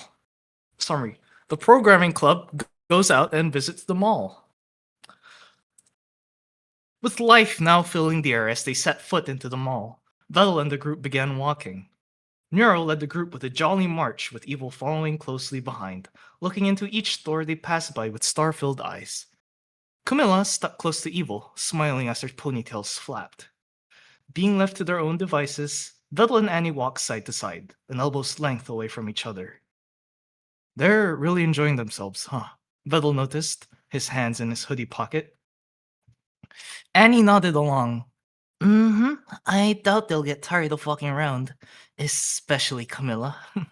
She giggled, covering her mouth with her hand. She's a walking energy drink, if you ask me. Vedal hummed softly, observing the 3 girls in front of them as he made sure none of them did anything stupid. No wonder why you can handle those 2 as easily as you did yesterday. He turned towards the fox girl, a defiant smirk on his face. They're basically Camilla if she was split in 2. The fox girl laughed. I didn't know you could joke like that. She teased, causing Vedal to let out a quick chuckle. She then watched as his smile slowly lifted, reverting back to his same old, cold expression. Yet, a faint blush remained. Looking back at the girls in front, Annie felt something tug at her lips. A smile. Then, as if her mouth had a mind of its own, she spoke, a whisper compared to the level it was earlier. I want to hear more of your jokes, Vedal. Vedal turned over to Annie, one eyebrow raised and one eye half closed. Huh? It seemed he didn't catch what Annie said. Could you, repeat that? A playful smirk tugged at her lips. Mm-hmm. No, she replied, tail swinging frivolously. Vedal wanted to dig deeper, but something would then take his attention away from the fox girl. Over there! Neuro shouted, catching the attention of all her companions. Pointing at something in the distance, she began hopping up and down, excitement plastered on her face. A clothing store that sells yukatas! Yukata? Fuck! Vedal turned back to Neuro, eyes widened. Wow, they actually sell yukatas at this time of month? He surmised, scratching the back of his head. I guess I've been proven wrong. Neuro held onto her hips and raised her chin, posing confidently. Ha! When have I ever been wrong? Evil walked past her sister. You've been wrong on multiple occasions, she stated, an emotionless feature on her face. Neuro followed her with a gaze, a sour mark left thanks to such a blatant attack. Excuse me? Neuro began chasing her sister in a speed walk. That's my line! You can't just steal it out of the blue! Evil, while still walking forward, looked over her shoulder, pulled down her eye, and began blowing raspberries at her sister. Bleh. This pulled a nerve in Neuro, causing her to puff up her cheeks out of relatively cute anger. Camilla held in her laughter, closing her eyes and covering her mouth. However, as soon as she opened her eyes, she noticed something, too late to even warn Evil. As if the world went into slow motion, Camilla noticed how Evil was about to collide with someone's back. Reaching her hand out in a last-ditch attempt to stop her, she dashed forward with widened eyes. Evil! Stop! Huh? Evil looked forward, noticing the golden hair she was about to come crashing into. As her face got buried into the golden hair, her entire being was knocked back and straight to the floor. Her face was now glued to the floor as her arms tangled in weird ways, and her right leg was facing outward over her left. Or just the Peter Death pose, that can work too. Weirdly enough, as if the person she bumped into was a living, breathing squeaky toy, they still stood there, steadfast and unmoving. Reverting back to the regular flow of time, Camilla rushed to Evil's side. "Oh my gosh, are you okay, Evil?" she asked, worry evident in her tone and body language. The person they bumped into slowly turned over her heel, a supposedly blank expression on her face. Her lips tugged in an odd way, similar to how a derpy anime character would look, as she held onto her delectable cup of hot chocolate. "What?" Her voice carried a prominent British accent, similar to Vedal's. Aside from her voice, she looked superbly confused as her floppy dog ears remained relaxed. Her sparkling purple eyes began shifting down, locking onto the girl in red, mingling with the floor like a Gmod ragdoll and the imp who was kneeling right beside her. Vedal and Annie caught up to this hectic scene. "Jeez, Evil, you should watch where you're going." The boy in the turtle hoodie told her off, his hands lazily set to the side of his body. His gaze then shifted to the girl standing there with a cup of hot chocolate in her hands. A lightning bolt then struck the top of his head, as if his brain cells suddenly let off a spark at just a quick glance. The faint glimpse of blonde hair when running past her in the hallway, the strange ears resemblant of a hound, the small black horns on her head. Yeah, it was all coming together. "Oh no," Vedal muttered under his breath. "Oh no?" Annie looked at him, suspicion in her gaze. Vedal leaned closer to Annie, covering his mouth so the girl in front of them couldn't see. Is it bad to say that Camilla and I nearly caused her to fall when we were bringing you to the infirmary yesterday?" he whispered, his tone soft and less condescending than usual. "Are you serious?" Annie deadpanned. "I am." Vedal deadpanned even harder. Annie was at the maximum level of deadpan she could offer. With a sigh, she closed her eyes and took a step back. Vedal lowered his hand and watched her with worry in regards to what was about to come. "Well, like I said, it was nearly, so... All right," Annie muttered under her breath. "All right?" Vedal looked at her, suspicion in his gaze. Annie reopened her eyes and focused on Vedal, her gaze sharp. "We should just apologize." Vedal stood there with half-closed eyes. Sure, I suppose that's the most logical thing to do here." Annie smiled, her posture appearing more relaxed. "Amazing." With that, Vedal and Annie refocused their sights on the disaster that had been unveiled right in front of them. Evil had finally stood up, albeit somewhat dazed as Camilla tried to assist her. Neuro, on the other hand, stood to the side, holding her laughter in. The blonde-haired girl just looked confused.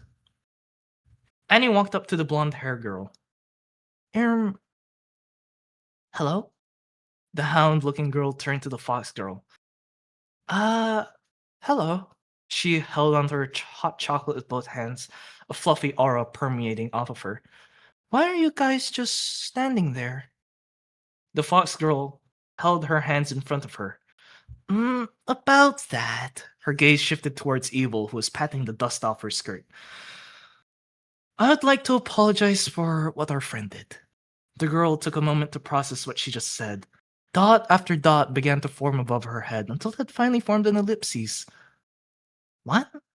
she said, finalizing the curse of no brain activity. "What?" Annie also quickly succumbed to the curse of no brain activity. Vedal watched with a lifeless gaze. Now, seeing that this was going nowhere, he took a step forward and carefully pushed Annie to the side. Hey." The blonde-haired girl, thanks to whatever brain cell British people share, recognized his accent immediately.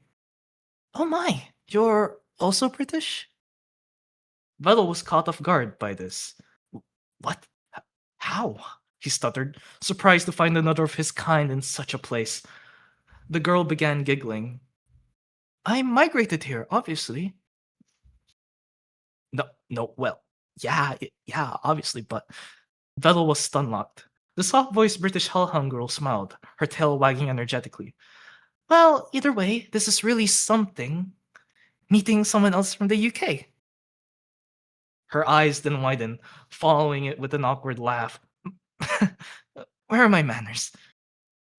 She then took a step back and held an open palm next to her face. My name is Cerber.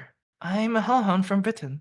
I transferred here because my parents thought it would be better for me to study here. She lowered her hand, closing her eyes and opening her mouth with a wide smile. Nice to meet you, everyone.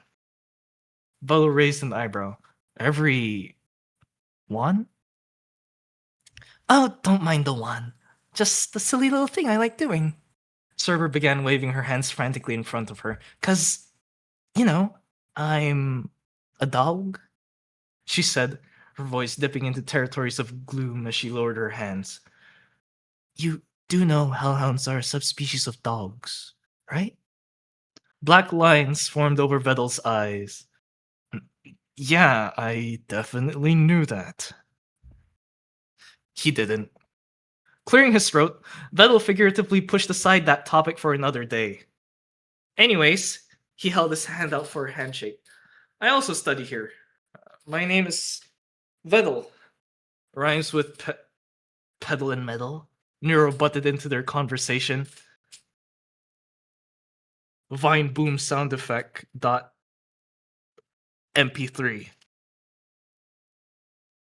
Yeah. Vedal rhymes with pedal and metal. Vedal repeated while shooting a nasty glare at Neuro.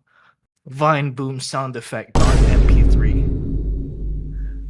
Vedal? Vedal rhymes with pedal and metal, huh? Cerber further continued with a confused intonation. Cool name, Vedal one. She reached for his hand, clasping his hand firmly. Vine boom sound effect .mp3. Lowering his head slightly, he let out an exhausted sigh. Thanks, for the compliment, Cerber. The two of them then let go of each other's hands. Vedal put his hand back into his hoodie pocket. And that girl over there, he pointed his thumb towards the hyperactive girl widely smiling and standing nearby Evil and Camilla, holding up two peace signs on each side of her face, is Neuro. Vedal slid his pointing hand back into his hoodie pocket. Aside from that, I suppose the rest of my... His eye skimmed over all the girls he entered the mall with. Friends, he turned back to Cerber, would want to introduce themselves. Cerber retraced his gaze, introducing herself one by one to all of the girls by starting with Camilla. With a reassured smile, he watched. Look at Mr. Charisma over here, Annie teased, leaning forward into his line of sight with hands held behind her back. Vedal half closed one of his eyes, glaring at Annie. Uh-huh. She then straightened her back and took a step forward. We still haven't apologized, though. She let out a soft giggle, finding comedy in their situation. You think we should still apologize? Shaking his head, the boy in the turtle hoodie declined.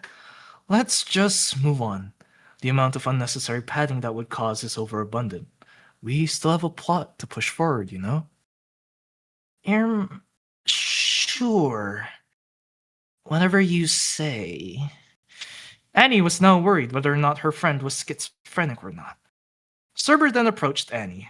This took her attention away from the Vedal, as they began exchanging courtesies, which gave him the perfect chance to get distracted by something else. What was so interesting for her to not notice a literal person bumping into her? He thought, scanning his surroundings for anything that might be of interest to him. A car crash in slow motion? His eyes locked on a silly-looking yellow hellhound plushie displayed behind a glass window in the distance. Ah, I see. He then turned back to the actual living, breathing hellhound. Well then, I'll be heading on my way now. I got something really important to do. Cerber waved before running off, still looking towards the fire. See you guys when I see you. She was last seen running towards the store with the yellow hellhound plushie displayed, never to be seen again. Vedal turned back to the girls, his hand sliding effortlessly into his hoodie pocket. Now that's over with, he said, sinking back into his oh-so-familiar emotionlessness. Weren't we going to look around in that clothing store? Neuro looked up at him, sparkles in her eyes. Right! We veered off the path of our objective. She looked at the clothing store, pointing at it as an aura of power radiated off of her. We must march forth towards our goal. Onwards, my mighty companions. Evil had a condescending gaze locked on her sister as she watched her march towards the clothing store. She's gone insane. Camilla turned towards the angsty teen. You didn't even think that in your head? You just outright said she's insane? Yes. With that answer, Evil began walking in an attempt to catch up to Neuro. Hey, wait just a minute. Camilla also followed, acting as both their caretakers. Once again, Annie and Vedal were left alone. They both sighed in unison. This caught them both a little off guard. Turning to each other, they locked eyes, all sparkling. They then shared a smile and a quick chuckle before looking back at the group. After a few hasty steps, they merged back with them as they approached the clothing store. However, an impending feeling of competition was now looming over them. The store they were in was your run-of-the-mill clothing store you would find in any mall. The only thing that stood out was the yukata section displayed by the center of the store itself. There was also the occasional individual passing by the yukata section, but they ultimately ignore it for the more regular clothes. Either they already have a yukata, or they just can't approach it thanks to the imp and the fox girl hoarding it all for themselves. Right, the girls. As Camilla and Annie were currently torn between the colorful array of yukatas, Evil stood crossed-armed by a dressing room. Why do you need me in particular to accompany you to the dressing room? She grumbled. A girl with blue eyes then peeked her head out from behind the curtain. Well, duh. Voodoo is nowhere to be found, and those two are busy picking out their own yukatas. With a deadpan expression, she answered. Evil turned to face her, unimpressed. She stared at her begrudgingly before letting out a heavy sigh. Fine. Afterwards, she faced forward, scanning the interior of the store. Where even is that green-hoodied weirdo anyway? You called? A deadpan voice remarked, causing the embodiment of angst to jump out like a cat. Landing on her 2 feet, she turned to face the new arrival with a disdainful scowl. Damn it, Vedal! Don't just pop out like that! He stood there with half-lidded eyes. Well, I'm sorry for walking around and doing shopping things inside the store and answering when I get called. Ugh! Evil groaned at his response. Whatever, you sarcastic little piece of... Shoot! Nero proclaimed, causing the almost foul-mouthed girl and Vedal to turn to her with confused looks in their eyes. I can't choose between the yukatas I picked up, she mentioned, looking at the two with tear-filled eyes. What do I do? Both of them are too good to return. Vedal crossed his arms. You could always just choose one? She literally just said she couldn't choose, you idiot. Evil looked at him as if it was God's mistake. The turtle-hooded boy then shrugged. What else did you want me to say? That I would help her with picking out the yukata? He then turned to look at Nero as the cogs in his brain started to turn. Actually... Then, as if the turning cogs had powered the light bulb in his constantly running at 10% brain, his gaze lit up. You know what? That's actually a good idea. Nero and Evil stared at him owlishly as he slowly lowered his somewhat condescending stance, now setting down his arms to the side and settling for a more accepting figure. Show me what you got. I think I can help, he requested, to which he got a supremely confused look from Nero and a gaze that screamed out from Evil. You? Evil remarked, snickering to herself. Help? With fashion? Please, Vimple, you have to be joking. Yeah, he replied with a blank expression, turning back to the doubtful sister. I can help with fashion. After saying that, all the lights in the store go out as the spotlight slowly pointed at him from above. He posed confidently, now shooting a grin at Evil, who stood under her own spotlight. I have mastered the art of fashion way before you took your first steps. Do not doubt me, little girl. The red-eyed girl stared at him disdainfully. She crossed her arms, turning away with a pout and closed eyes. Humph, I'll let you know. Reopening one of her eyes, a red glint made itself known from within. Neuro relies on me on what she's going to wear on a daily basis. A spotlight pointed at Neuro, who was still peeking her head from behind the curtain, then weakly flickered on. Guys? Hello? Ha! Vedal's voice carried a tinge of malice. Simply being relied on doesn't mean you're good at fashion. He then pointed at her, one of his green eyes glinting. It's just the blind leading the blind conundrum all over again. Clicking her tongue, Evil turned a foot and faced the one challenging her skill. And what makes you say that? She lazily flicked the pointer finger at him. You always wear the same green hoodie, both in and out of school. Based on that alone, I would say you're the last person I would seek fashion advice from. She shot a menacing glare at Vedal. The turtle hoodie boy wouldn't just let that comment slide. Oh? Just so you know, back in London before I was forced to leave, I was on the top 5 most dapper Brit listing on the newspaper, you brat. Guys! From what was once a muffled voice, Neuro's inflection broke through abruptly, subsequently bringing them out of their hallucination and back out into the real world. This caused the both of them to turn to her.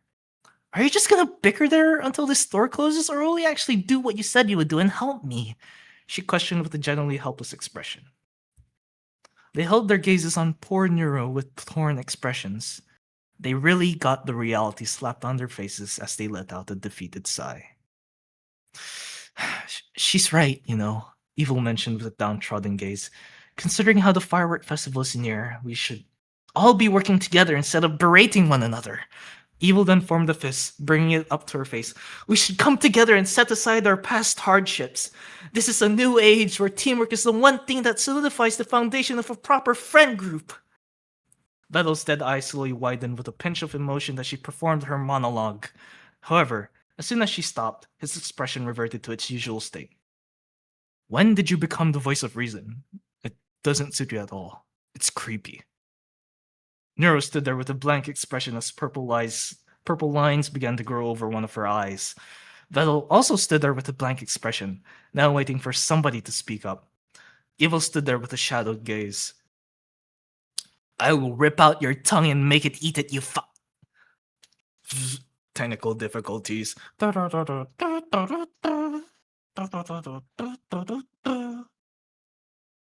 With an expression that screamed success, Evil proudly stood in front of a now dressed up Neuro as she finally handpicked her own special little yukata. There we go. Rubbing his chin, Vedal tilted his head slightly. I must say, it actually fits you nicely, he commented, now nodding to himself. It highlights your youthful appearance quite well. Good choice. Neuro inspected herself in the mirror, before looking down at the yukata she wore with a genuine smile. It's perfect! Absolutely splendid! Twirling in place, she stopped in place as she faced Vedal and Evil. Thank you so much! They were stunned by the bright and shining star that was Neuro. It was as if a supernova had occurred in the very store they entered. Vedal and Evil stood side by side, a tear slowly rolling down their cheeks as they gave a thumbs up. It's the least we could do. Vedal spoke out with a strained voice. Evil agreed silently with a nod and a sniffle. Huh? Why are you guys crying? Neuro spoke with a confuzzled expression. It's nothing. The boy in the turtle hoodie spoke through the tears, and the girl beside him once again agreed silently. Neuro could look on with a disgruntled expression. However, something behind Vedal and Evil caught her attention. Walking side by side, they held varying expressions. Seems like you three are having tons of fun over here. The imp spoke with a wide grin on her face, one of her hands held against her hip. Indeed so, the fox girl added onto her comment, nodding along with a calm expression. And it also looks like Neuro got to pick out her yukata. she continued, a warm smile now on her face. Vedal turned over his heel, a vacant expression now set across his face. It took a lot of discussion, but we got there in the end, he commented, before having his gaze wander down to what the two were holding. Of course, was what he thought as he stared at their yukatas. It was a complete match to both their character and personality just by looking at it. The colors and designs were perfectly aligned. He felt his inner fashionista grow a little bit warmer at this sight. Why are you looking at me like that? Camilla called him out, her gaze condescending. Creep. Vedal shifted his gaze upward to meet with her eyes. After a moment of sharing eye contact, he scoffed and turned away. Whatever. The turtle-hoodied boy then proceeded to slot his hands into his hoodie pocket. It seems like you guys are happy with all your choices. Taking a few steps away from the dressing rooms, a heavy and shaky sigh slipped through his lips. Is there anything else we need to do here? Because if there's nothing else, we should pay for our stuff and go home. Neuro pouted at his demeanor. Aw, come on, Vincent. Stop being such a party pooper.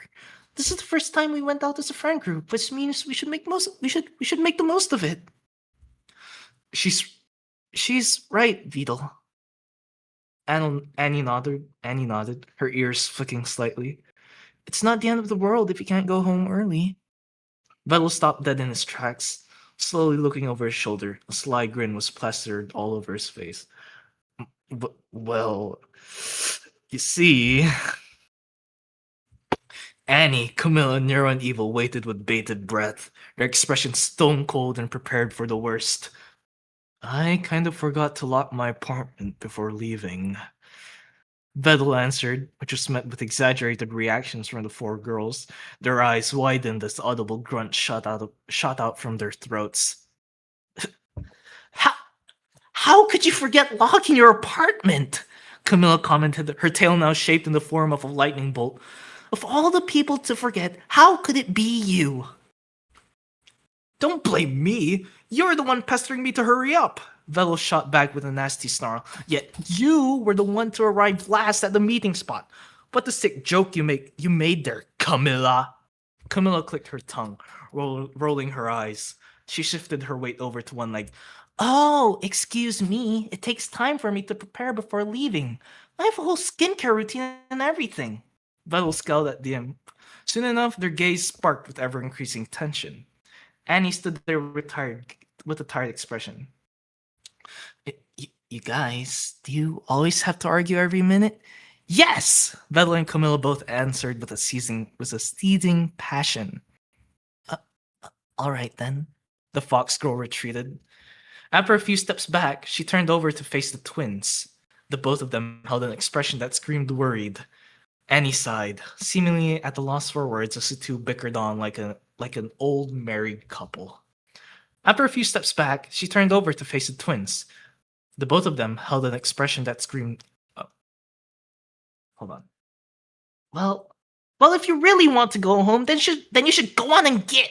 Camilla pointed at the entrance/exit of the store.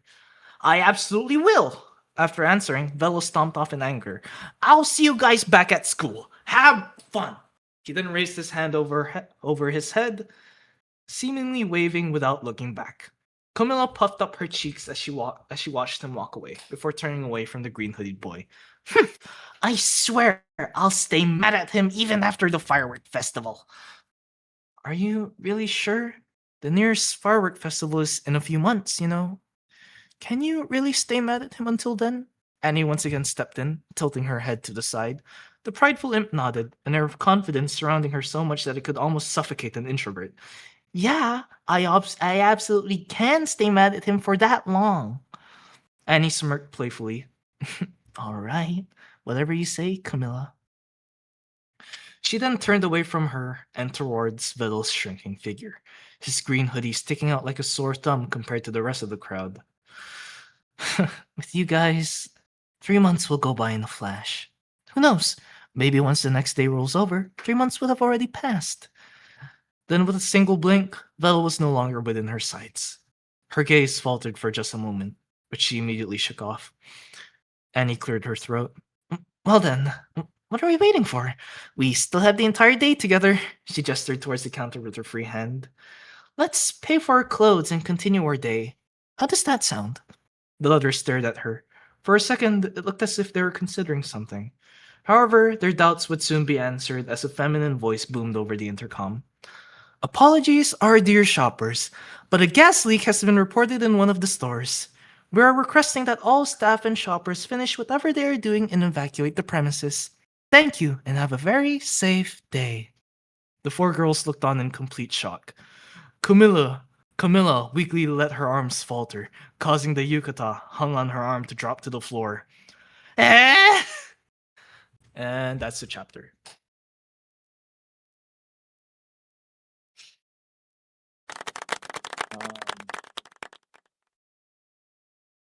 Nice. That was, as always, very well written. I always love this more like anime-inspired writing. This chapter took a really long time to write, about 3 months, I think. Sorry, I just gotta look up. What is a yukata? Oh, these things. Okay. So chapter 16 came out on the, hold on. Doesn't exactly say the date. But yeah. Oh, it was written last year. The last chapter was written last year on November 14. This new chapter came out. Actually, wait, no.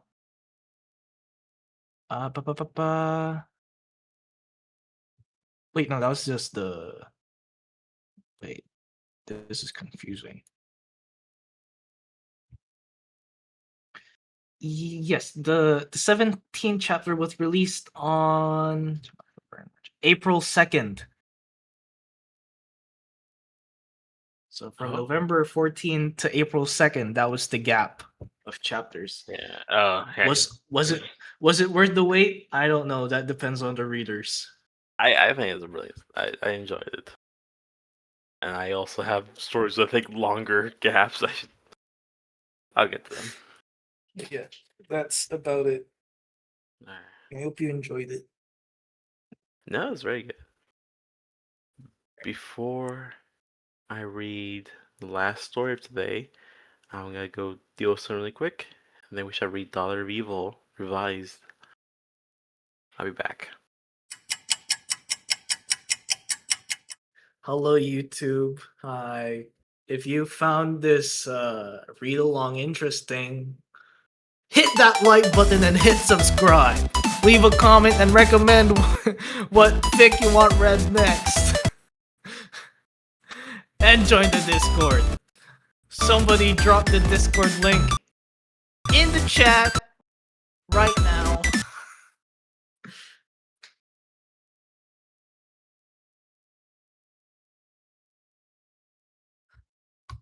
Make sure to like and subscribe. Once again, we have discussions for every fanfic here on the Neuroverse. That's my account, everyone. I don't know why Frag sent it, but that's my account.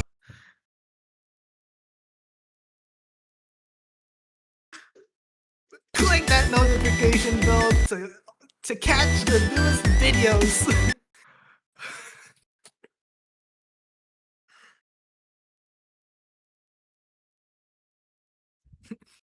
There's our Discord link.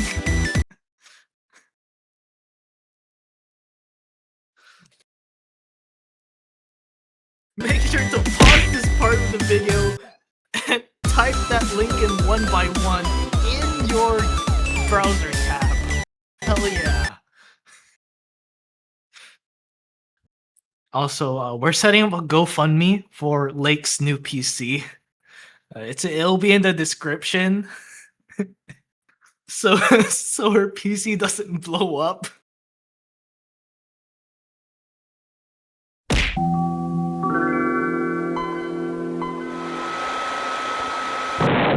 Yeah, well, yeah, so apologies. Without further ado, this is Dar Evil by Awesome Domi. Originally for the contest, The World Is Me. Now, revised, new scenes, and some new art that we'll get to see. And let us begin. The afternoon sun softly illuminated the land, splitting its warm light across the crooked wooden houses and crunchy gravel paths. A stream of smoke rose from the mill's chimney, carrying the scent of fresh bread through the village. A blacksmith's hammer rang in slow rhythm. Yet beneath the calm lingered something quieter, heavier. As the church bell tolled the hour, voices lowered without anyone quite meaning to. Men glanced briefly toward the distant hill before returning to their work. Women spoke in careful tones. Even the guards at the village gate stood a little straighter than necessary as they watched over the land. Above the thatched roofs, beyond the fields and winding road, the castle loomed. Its towers cut sharply into the blue sky, stone walls pale beneath the afternoon light. Black banners were hung from its windows, covered in red streaks. 2 more red banners were placed in the front, both carrying her face. Few dared to look towards the castle longer than a glance, for they knew who resided inside. The inner chamber was dark, the air was cooler, quieter. The light from the red-stained windows spilled across the long room like a slow-moving tide, painting the pillars and marble floor in shadowed scarlet. Your Majesty, here's the latest war report. A man in a dark blue tunic and trousers kneeled on the floor, holding a scroll in his trembling hand. In front of him, at the far end of the hall, stood a throne, tall, carved from black oak, covered in red fabric, and crowned with gold. And upon it sat the queen. A royal red dress enveloped her small figure, paired with black leather boots. Atop her head was a golden crown, decorated with many precious gems, and a silver pin in the shape of a heart. Her luscious dark brown hair flowed down her back, strands softer than the finest silk. Her head rested on her delicate hand, a pose she held so perfectly, her mind was able to wander off whenever she desired. As the voice made its way to her ears, dispersing the thoughts swirling through her head, her blood-red eyes opened, locking onto the royal messenger who knelt before her. She uncrossed her legs before lazily standing up, an annoyed groan exiting her throat. She slowly walked towards the man, aggressively grabbing the scroll and tying it. The messenger flinched, bowing down further as his legs trembled. The queen began unwinding the scroll. Her eyes narrowed, and a look of disgust grew on her face the longer she took. Ugh, what is this? Why is it so long?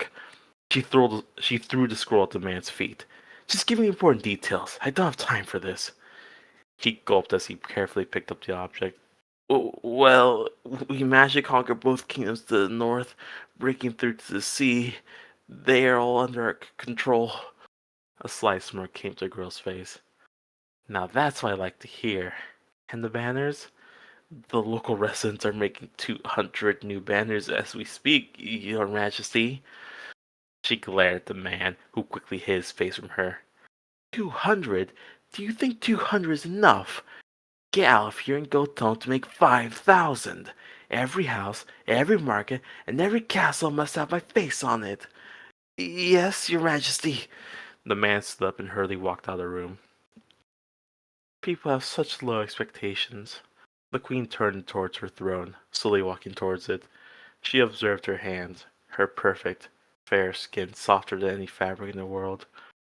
Soon after, a door to the left of the throne opened and a young woman walked into the hall. She wore a dark dress, her nose and mouth covered by a black piece of cloth. Her long black hair was neatly tied, a large green hairpin decorating it. Bowed down before her emerald eyes shifted to the queen. Your Majesty, I bring word from the council. She spoke in a deep, calm voice. The queen turned towards her, a small smile forming on her face. Ah, Nair, my dear, and what did they say? Nair lowered the cloth mask on her face. Strategists advised to end conflicts for now. The smile quickly vanished on the girl's face. And what about the Green Kingdom in the east? We haven't been able to make any advances, and the council believes it will be best to retreat. A loud stomp echoed through the hall. What? That's unacceptable! Your Majesty, no! I don't want excuses! Bring the army captains in here this instant! Nair remained in place for a moment, looking at the royal floor she was standing on. She let out a deep sigh as she looked back up at the queen, who spoke before she could. Nair, I want to destroy that kingdom more than any other. Her voice lowered as she looked back at her. They are the ones who took him. They are the ones to blame for this. The servant slowly bowed down, quietly turning around and leaving the hall, her black dress flowing behind her. The queen sat back on her throne, her head gently resting on her hand once again. Her mind raced back to that day, the memory etched into her heart. She still remembered the smell of lavender growing in the royal garden. The sunlight seeped through the tall cypress trees, sending across the stone paths. In the center of the garden stood a circular table carved from weathered stone. On it lay the map of the kingdom, full of winding rivers, dense forest, and a small crown symbol located where the castle was. She stared at the map, running her finger along the borders of the kingdom. A man's hand came down and rested on the table, the calm voice following it. Being king is not easy. There's a lot to keep track of. She didn't pick her head up. Her eyes remained glued to the crude map. Her mouth slowly widened. The voice was heard again, firm but soft. Remember, my dear, crown is not just power, it's also responsibility. It's up to us to protect the kingdom. She looked up towards the man for a moment before looking back down at the map. A look of determination filled her face as she clenched her fists. I will protect it. The man smiled at her, gently placing his hand on her head. Suddenly, she felt a soft hand on her shoulder, a familiar voice behind her speaking up. We will protect it. I must protect the kingdom, she quietly repeated to herself, her face straining. The sound of the main doors of the hall opening snapped her back to the present. She looked ahead. 5 men in shining armor walked towards her, swords sheathed on their waists. The men made their way towards the throne. The sound of metal clanging echoed through the room. They bowed down before the queen. The soldier in the center spoke up in a deep, rough voice. Magnus, at your service. Your Majesty, what are your wishes? She stood from the throne, walking down the 3 steps leading up to it. With a quiet voice, she made her orders clearly heard. I want to see that wretched kingdom of green burn. The men glanced at each other for several moments before letting out a sigh and bowing down once more. As you wish, your Majesty. Without another word, they stood up and slowly walked out of the hall. The captains reunited with the rest of the army and camps set towards the east. Magnus relayed the queen's orders to the troops. Looks of horror grew on the soldiers' faces. Sir, we've already conquered every other kingdom. Is that not enough for Her Majesty? Magnus let out a disappointed sigh. No, this is her most desired target. Mumbling was heard throughout the crowd. We already lost so many of our brothers. Our army is just a fraction of what it used to be. Does she want us all to die? The captain spoke up once more. Everyone hear me! I am opposed to Her Majesty's order as well, but I am not about to break the oath I gave to the king. He made me swear to obey his daughter as I did him. As his soldiers, you took the oath as well. Let us honor it today. The men glanced at each other as they silently listened, not a single one daring to interrupt. Look up! We have made it this far. If we conquer this kingdom, it will be an achievement no others have seen. A victory like none that came before it. Are you with me? Cheers erupted as the soldiers raised their swords. Long live the queen! Their voices echoed through the air like a roaring thunder. After a strategy briefing, Magnus charged forward, rallying the troops for a full siege on the Green Kingdom. They hit the gates hard, attacking with all their strength. The queen's banner was raised before them, leading the way. However, they were met with an equally fierce resistance, halting them in their tracks. After all, there was a reason why they were the last kingdom standing. Smoke gathered above the walls long before the gate broke. The sound of steel clashing reverberated throughout the battlefield. The sky was filled with arrows that blocked out the sun. With each passing minute, the ground got painted more and more in red. Thousands of bodies lined up against the walls as the fighting ensued. As the sun began setting, the queen's army successfully breached the gates, entering the kingdom like a river flowing through an open dam. The noise of the devastating battle had ended, but the sounds that followed were blood-curdling. Wooden doors were harshly kicked open, glass windows got broken into hundreds of pieces. The citizens' screams of terror echoed across the village. People fled. Some towards the gates, some towards the temples. They ran anywhere, any direction, desperately trying to save their lives. Wherever they went, the queen's soldiers were waiting, blades in hand. Within the hour, her army snuffed out the last attempts of resistance. The inferno followed the massacre. Torches fell into thatched roofs, the fire quickly engulfing the sky. The flames sped from house to house as the wind carried sparks across the streets. Thick black smoke rose from the city, swallowing the blue sky. The painful screams of the few citizens still trying to escape intensified for a moment, piercing through the air. But they were soon silenced in the blaze. Amidst the turmoil, the queen's banners were raised triumphantly, towering over the collapsing buildings. Victory! Victory is ours! Far away, the queen sat motionless on her throne. She stared at the floor, watching the shadows move across the room. Dust drifted lazily through the air, undisturbed. Her gaze turned to her hands, her eyebrow raising. The crimson light radiated through the stained windows that painted them an unnatural red. Her face began contorting, prompting her to hide her hands below her dress. The sound of a bell clanging echoed through the village, tolling the hour. She looked through the window as she stood from her throne.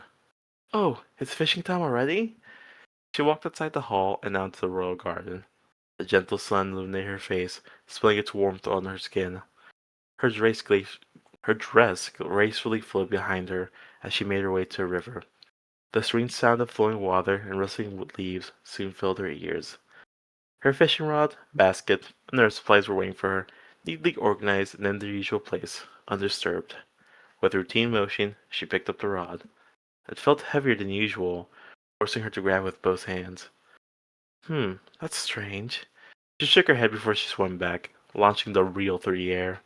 The gentle breeze ran through her hair as the calm current of the river carried the bobber that flowed atop it. A bird flew by, peacefully chirping into the wind. Hours passed. Clouds gathered. Not a single soul interrupted her. As time went by, her expression slowly shifted, from a soft smile to an annoyed frown. Eventually, the sun began setting. Ugh, really? Not a single catch today? Disappointed, she threw the fish rod against a nearby tree, scratching its shiny, smooth surface. Her steps were loud as she walked away from the river. She kicked a small rock that dared to find itself in front of her.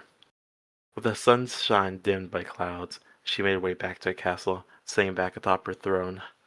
She watched the sunset through the crimson window, painting the room even more red than before. However, she felt no warmth from it. Her skin was still cold.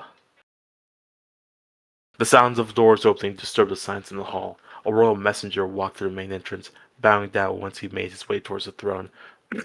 The queen looked at him in anticipation, awaiting his response.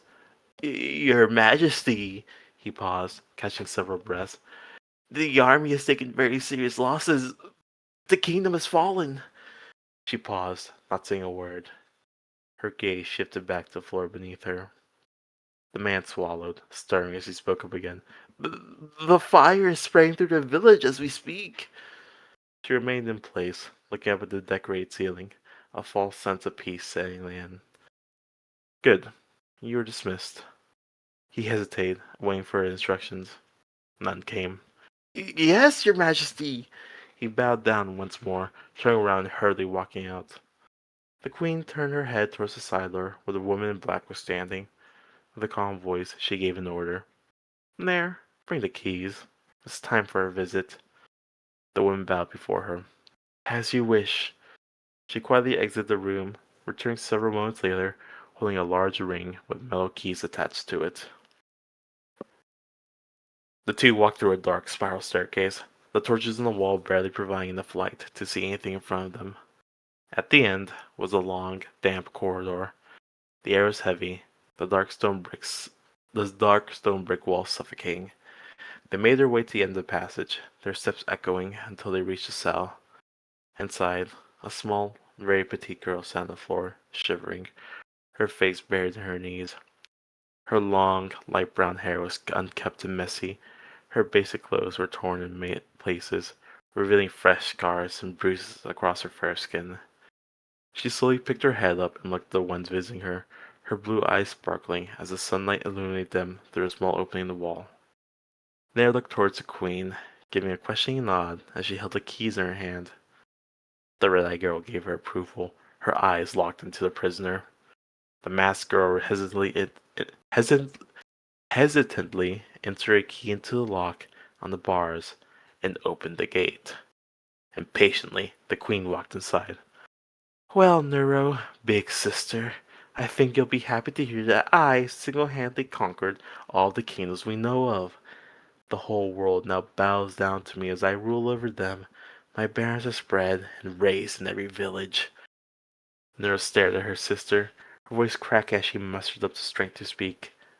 Why would you?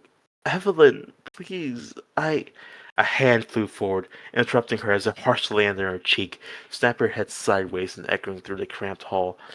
Soft whimpers came from the girl as she held onto her face, slowly turning her head back. I told you to stop calling me by that name. My name is Evil now. Evil. Get it? Evil screamed at her sister as she stood over her. Nero trembled as she fought the tears welling up in her eyes. Please, Father taught us to show mercy to others. Evil sharply cut her off. And look where that led us. Mercy's what got him killed. Power and fear are the only way to keep the kingdom safe. A teardrop fell to the floor as Nero looked up into her sister's eyes. Her mouth quivered. She was struggling to breathe. I'm begging you, sister, don't do this. It's not what Father would have wanted. Evil looked away, letting out an annoyed groan. You don't understand. This is real life, not one of those fairy tales Father read to us when we were kids. Real life doesn't mean being merciless. Nero cut herself off as she saw her sister's hand pick up her sheathed sword and raise it, a sight she had already seen once before.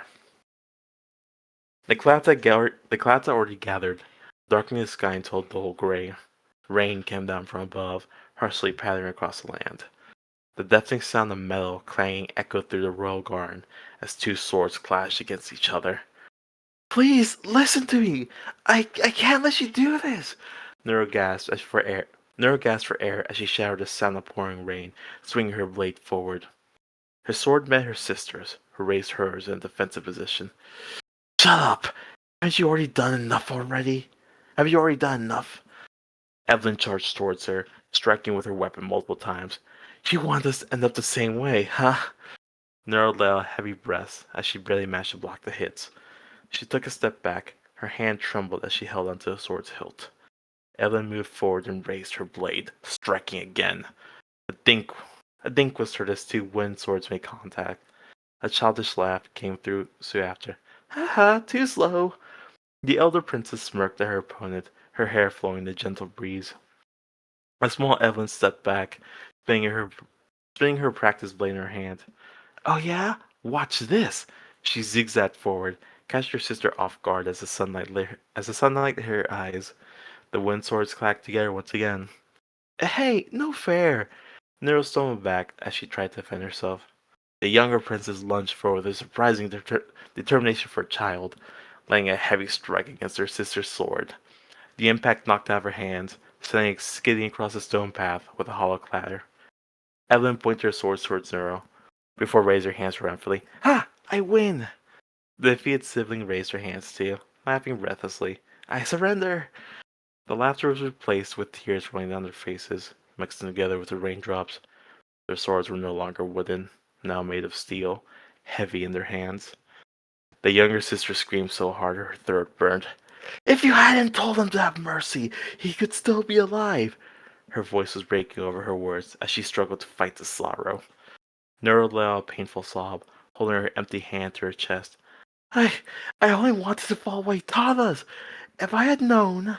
Before she could finish, Evelyn rushed towards her, their blades finally meeting once more. Well, you didn't know! Her voice tore through the air. And now he's dead! Her hands gripped the handle even tighter. It's your fault!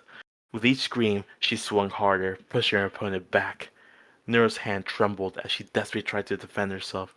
Each strike came closer and closer to her skin. Sister, please! She spoke. Her foot stepped on a loose rock on the path, twisting her ankle. Her leg gave way as she tumbled to the ground, her breathing shallow and erratic. She felt her entire body tremble. Before she could lift her hand to defend herself, Evelyn swung her sword one final time, stopping less than an inch from her throat. The elder sister's body completely froze. Her breathing stopped.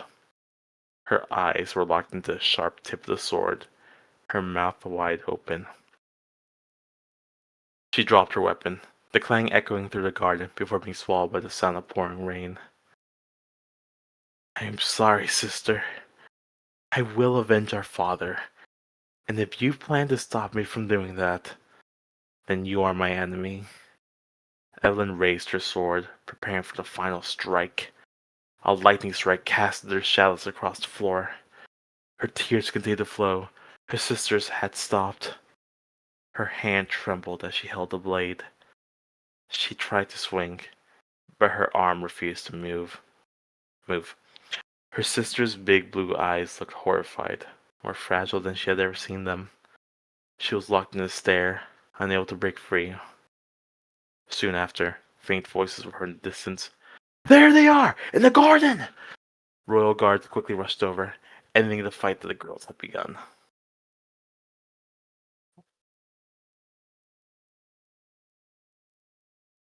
It's all good. Okay.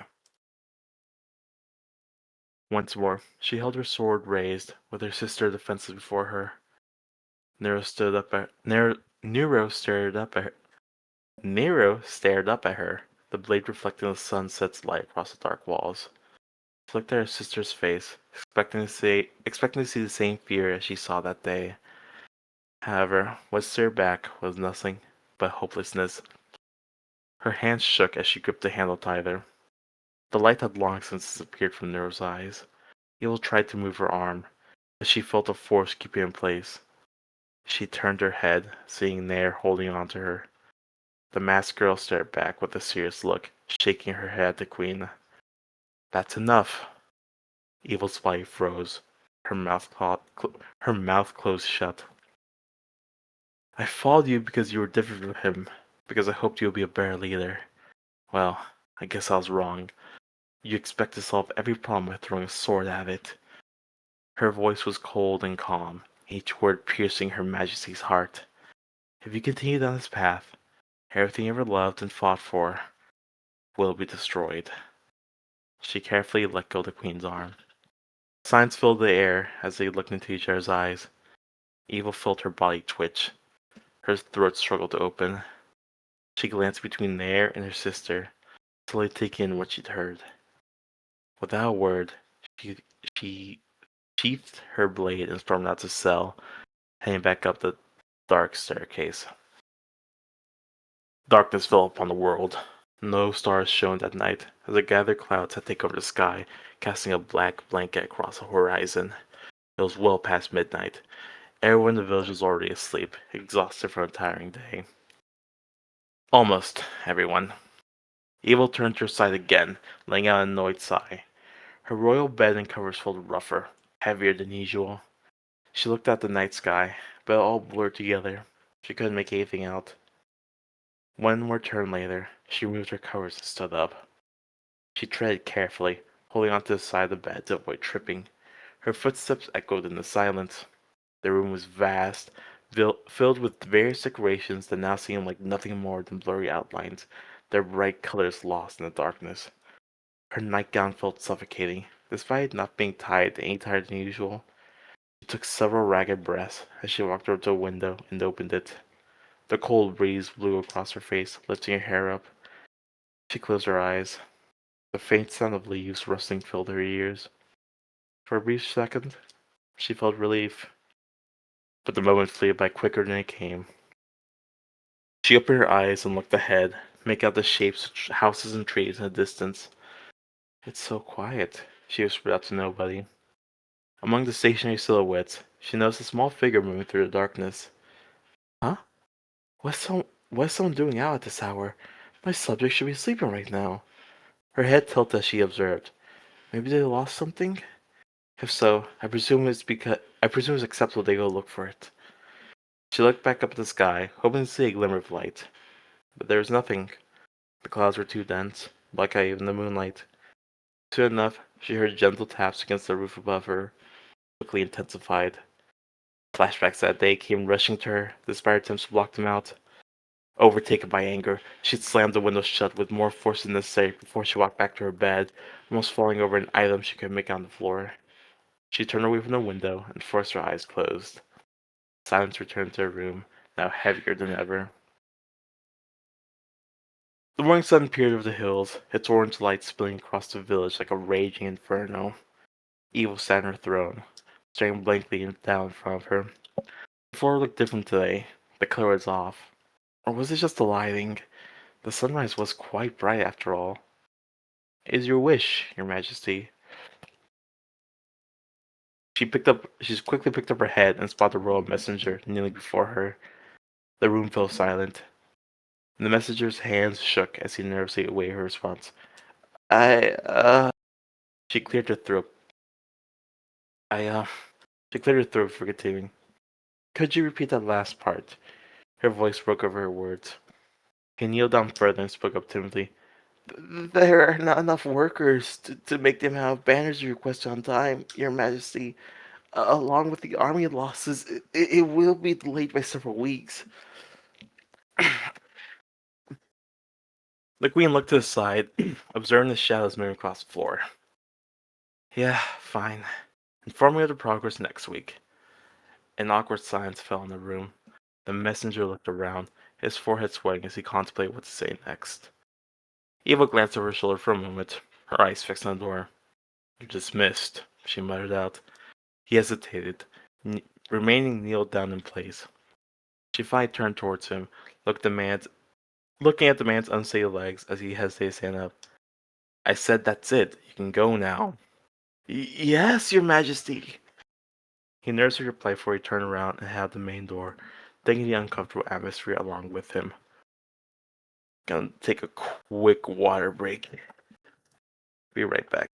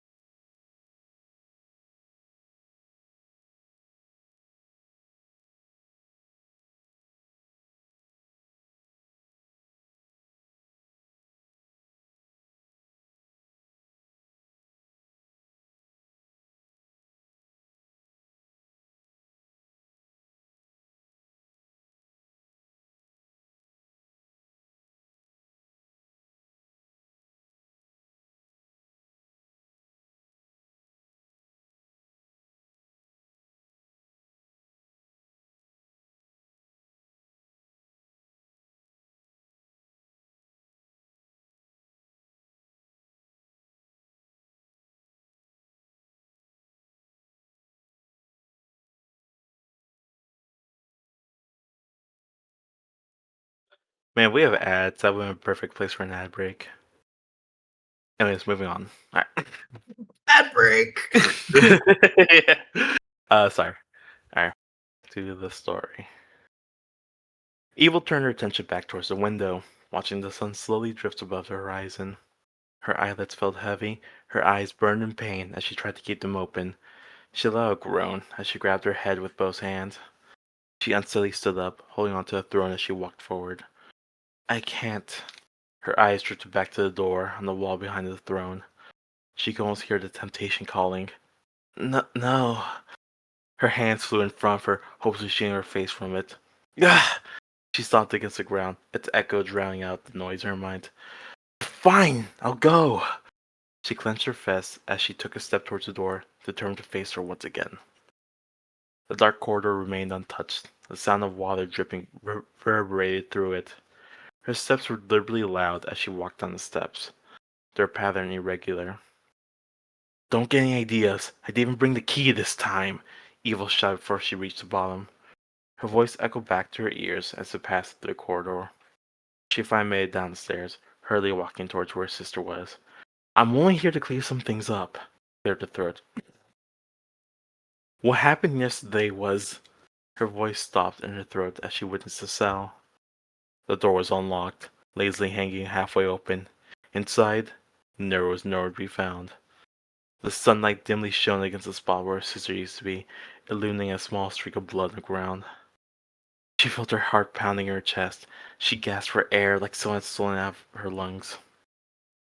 Evil stumbled backwards as she turned to run away. The torches lining the corridor weakly burned, providing barely enough light to see. The walls felt like they were closing in, suffocating her. The staircase seemed to be within reach, yet still so far away. She desperately held on to the sides as she bolted up the stairs, tripping over several times. As she walked back into the throne room, still breathing heavily, she quickly turned towards the door on the opposite side of the room. It was closed, as it normally was, but today, something was different. She sprinted over towards it, loudly knocking against it when she arrived. "Nair! Are you in here?" She should have been there. It was still early in the day and there were matters to work on. Seconds passed. And there was no response. More time passed. Nothing. The silence was deafening. Evil's legs twitched as she waited. Still, there was no sign of her. Where is she? The queen yelled out before she reached forward and opened the door, slamming against the wall. The room was barren. Books and scrolls were neatly scattered across the shelves and the walls. She carefully stepped inside. Her eyes wandered around, desperately trying to find something. The bed was made, not a single wrinkle across the covers. Everything inside was as tidy and orderly as could be. Nothing seemed out of the ordinary. She had known Nair's personality for a while already. However, something finally caught her attention. Sunlight shining through the small window illuminated the desk, where a candle was placed, recently extinguished. Next to it, a piece of paper was laid out, with a feather pen still on top of it. A small pool of ink had formed from it, dripping from the pen's tip. She bent over to look at it. The handwriting was neat, legible even for someone not very experienced with reading. Her eyes widened as she moved across each word. But she dropped to her knees. Her hands fell to her sides. She swallowed before slowly standing back up, tears forming her eyes. Eva walked out the room, gently closing the door behind her. She looked at her throne. For the first time ever, it felt small, pathetic. Its jewels had lost their glimmer. The hall no longer seemed so grand. No longer was it worthy to call itself a place of royalty. She wiped the tears from her eyes, standing in place as the royal guards watched her. Suddenly, she raised her head, prompting her to walk over and look out the window.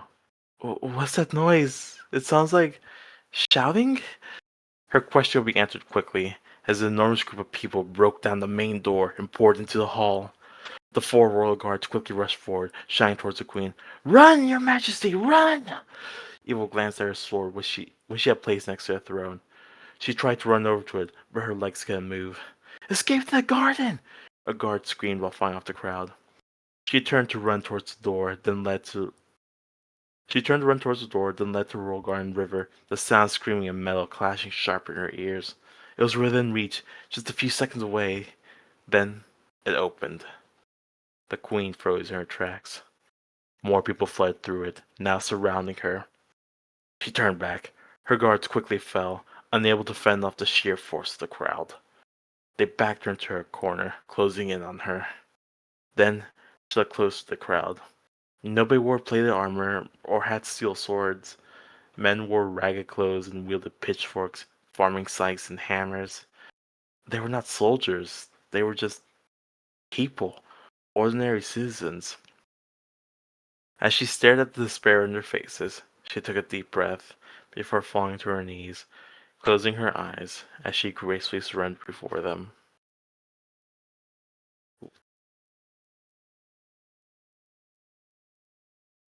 She had spread through the village. Songs of justice were sung. Evil, this tiny girl who people once called a queen, is now sitting in a prison cell, having lost everything. She stared out the small window at the countless masses celebrating her capture.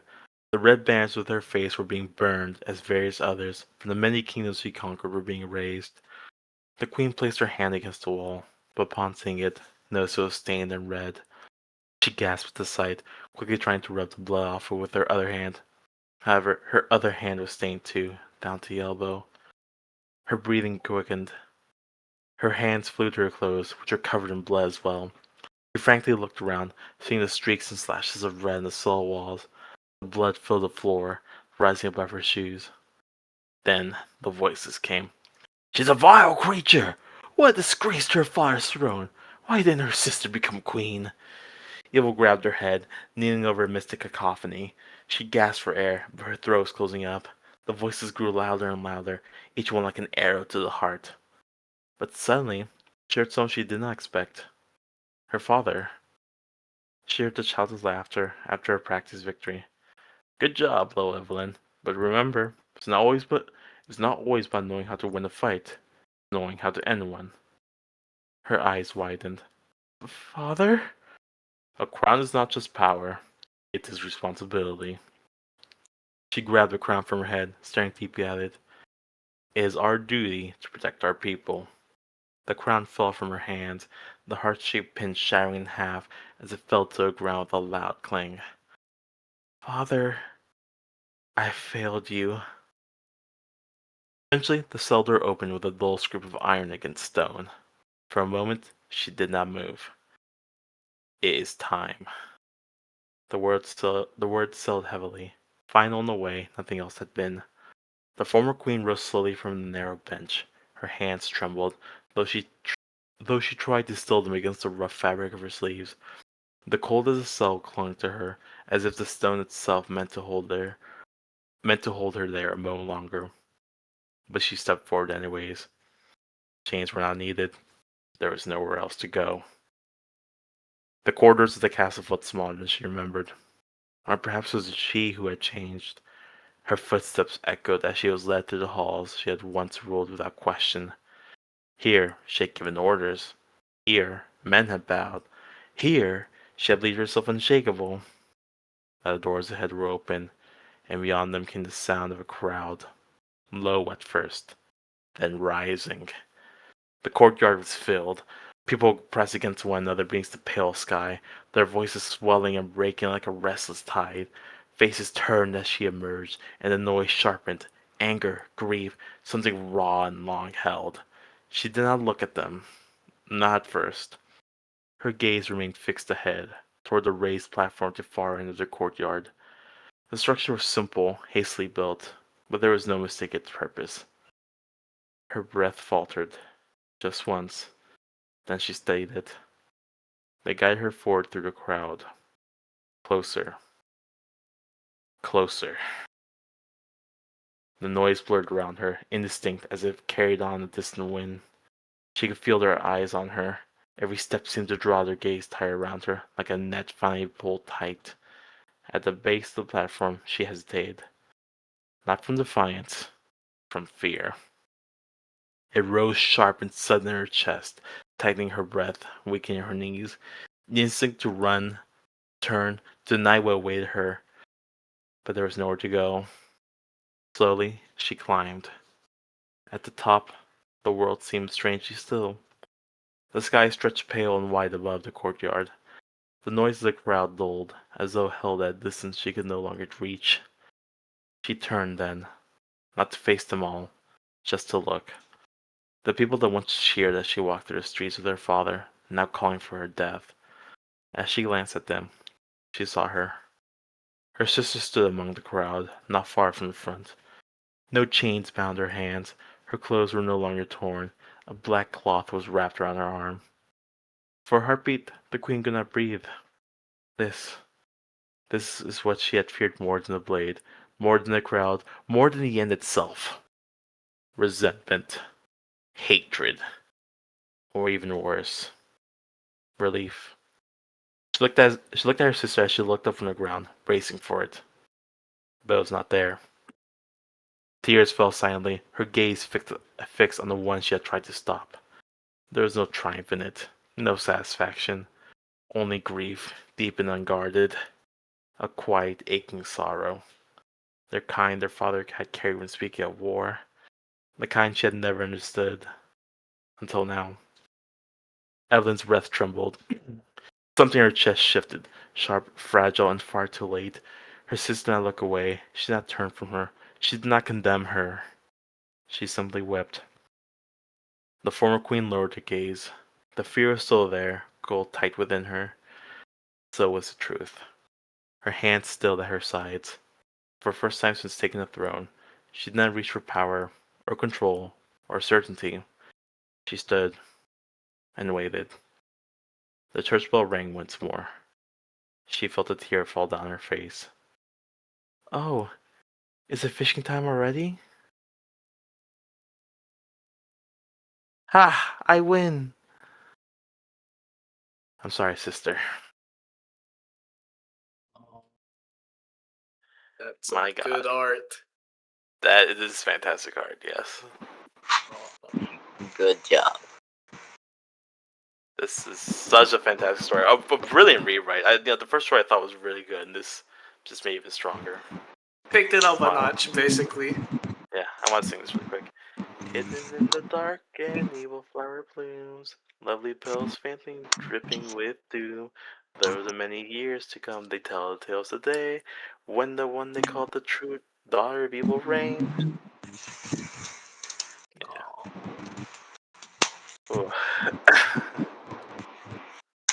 Sink and War Frog. Yes, it's really, really beautiful art. Really well done.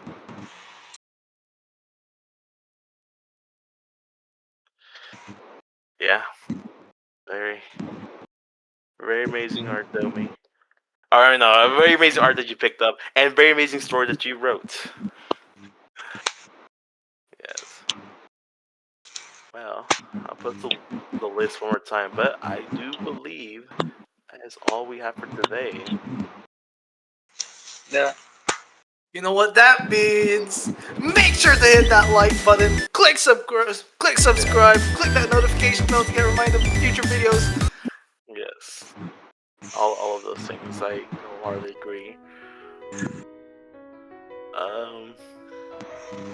We'll see when I can. I mean, of course, anyone can host one. I was just drafted to host these, but if anyone always wants to host one, they're always free to. I'm thinking. So I'll be out of the country for a little bit, so I'm thinking of hosting one again.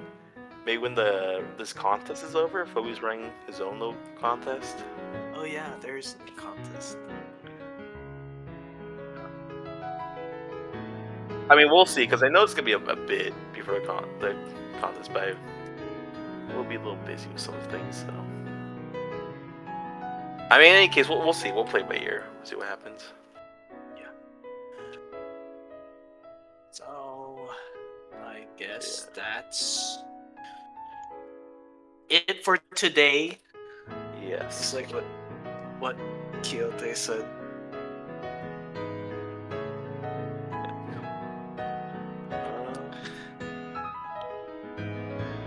Thanks for watching. Yes.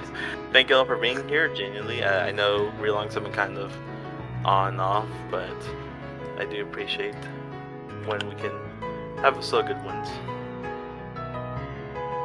Yeah. Make sure to drink your water. Yes, hydration is incredibly important, as I can tell you firsthand.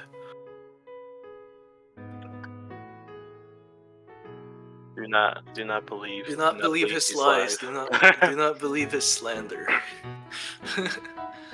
Water slander. Man, we're slandering water now?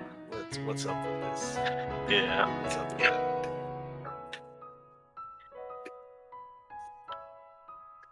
Alright. And I think we're that. I think we're done. Yeah, I think we're ending the video there. Bye guys. Thank you so much. Alright, I'll catch y'all later. See ya. Bye bye.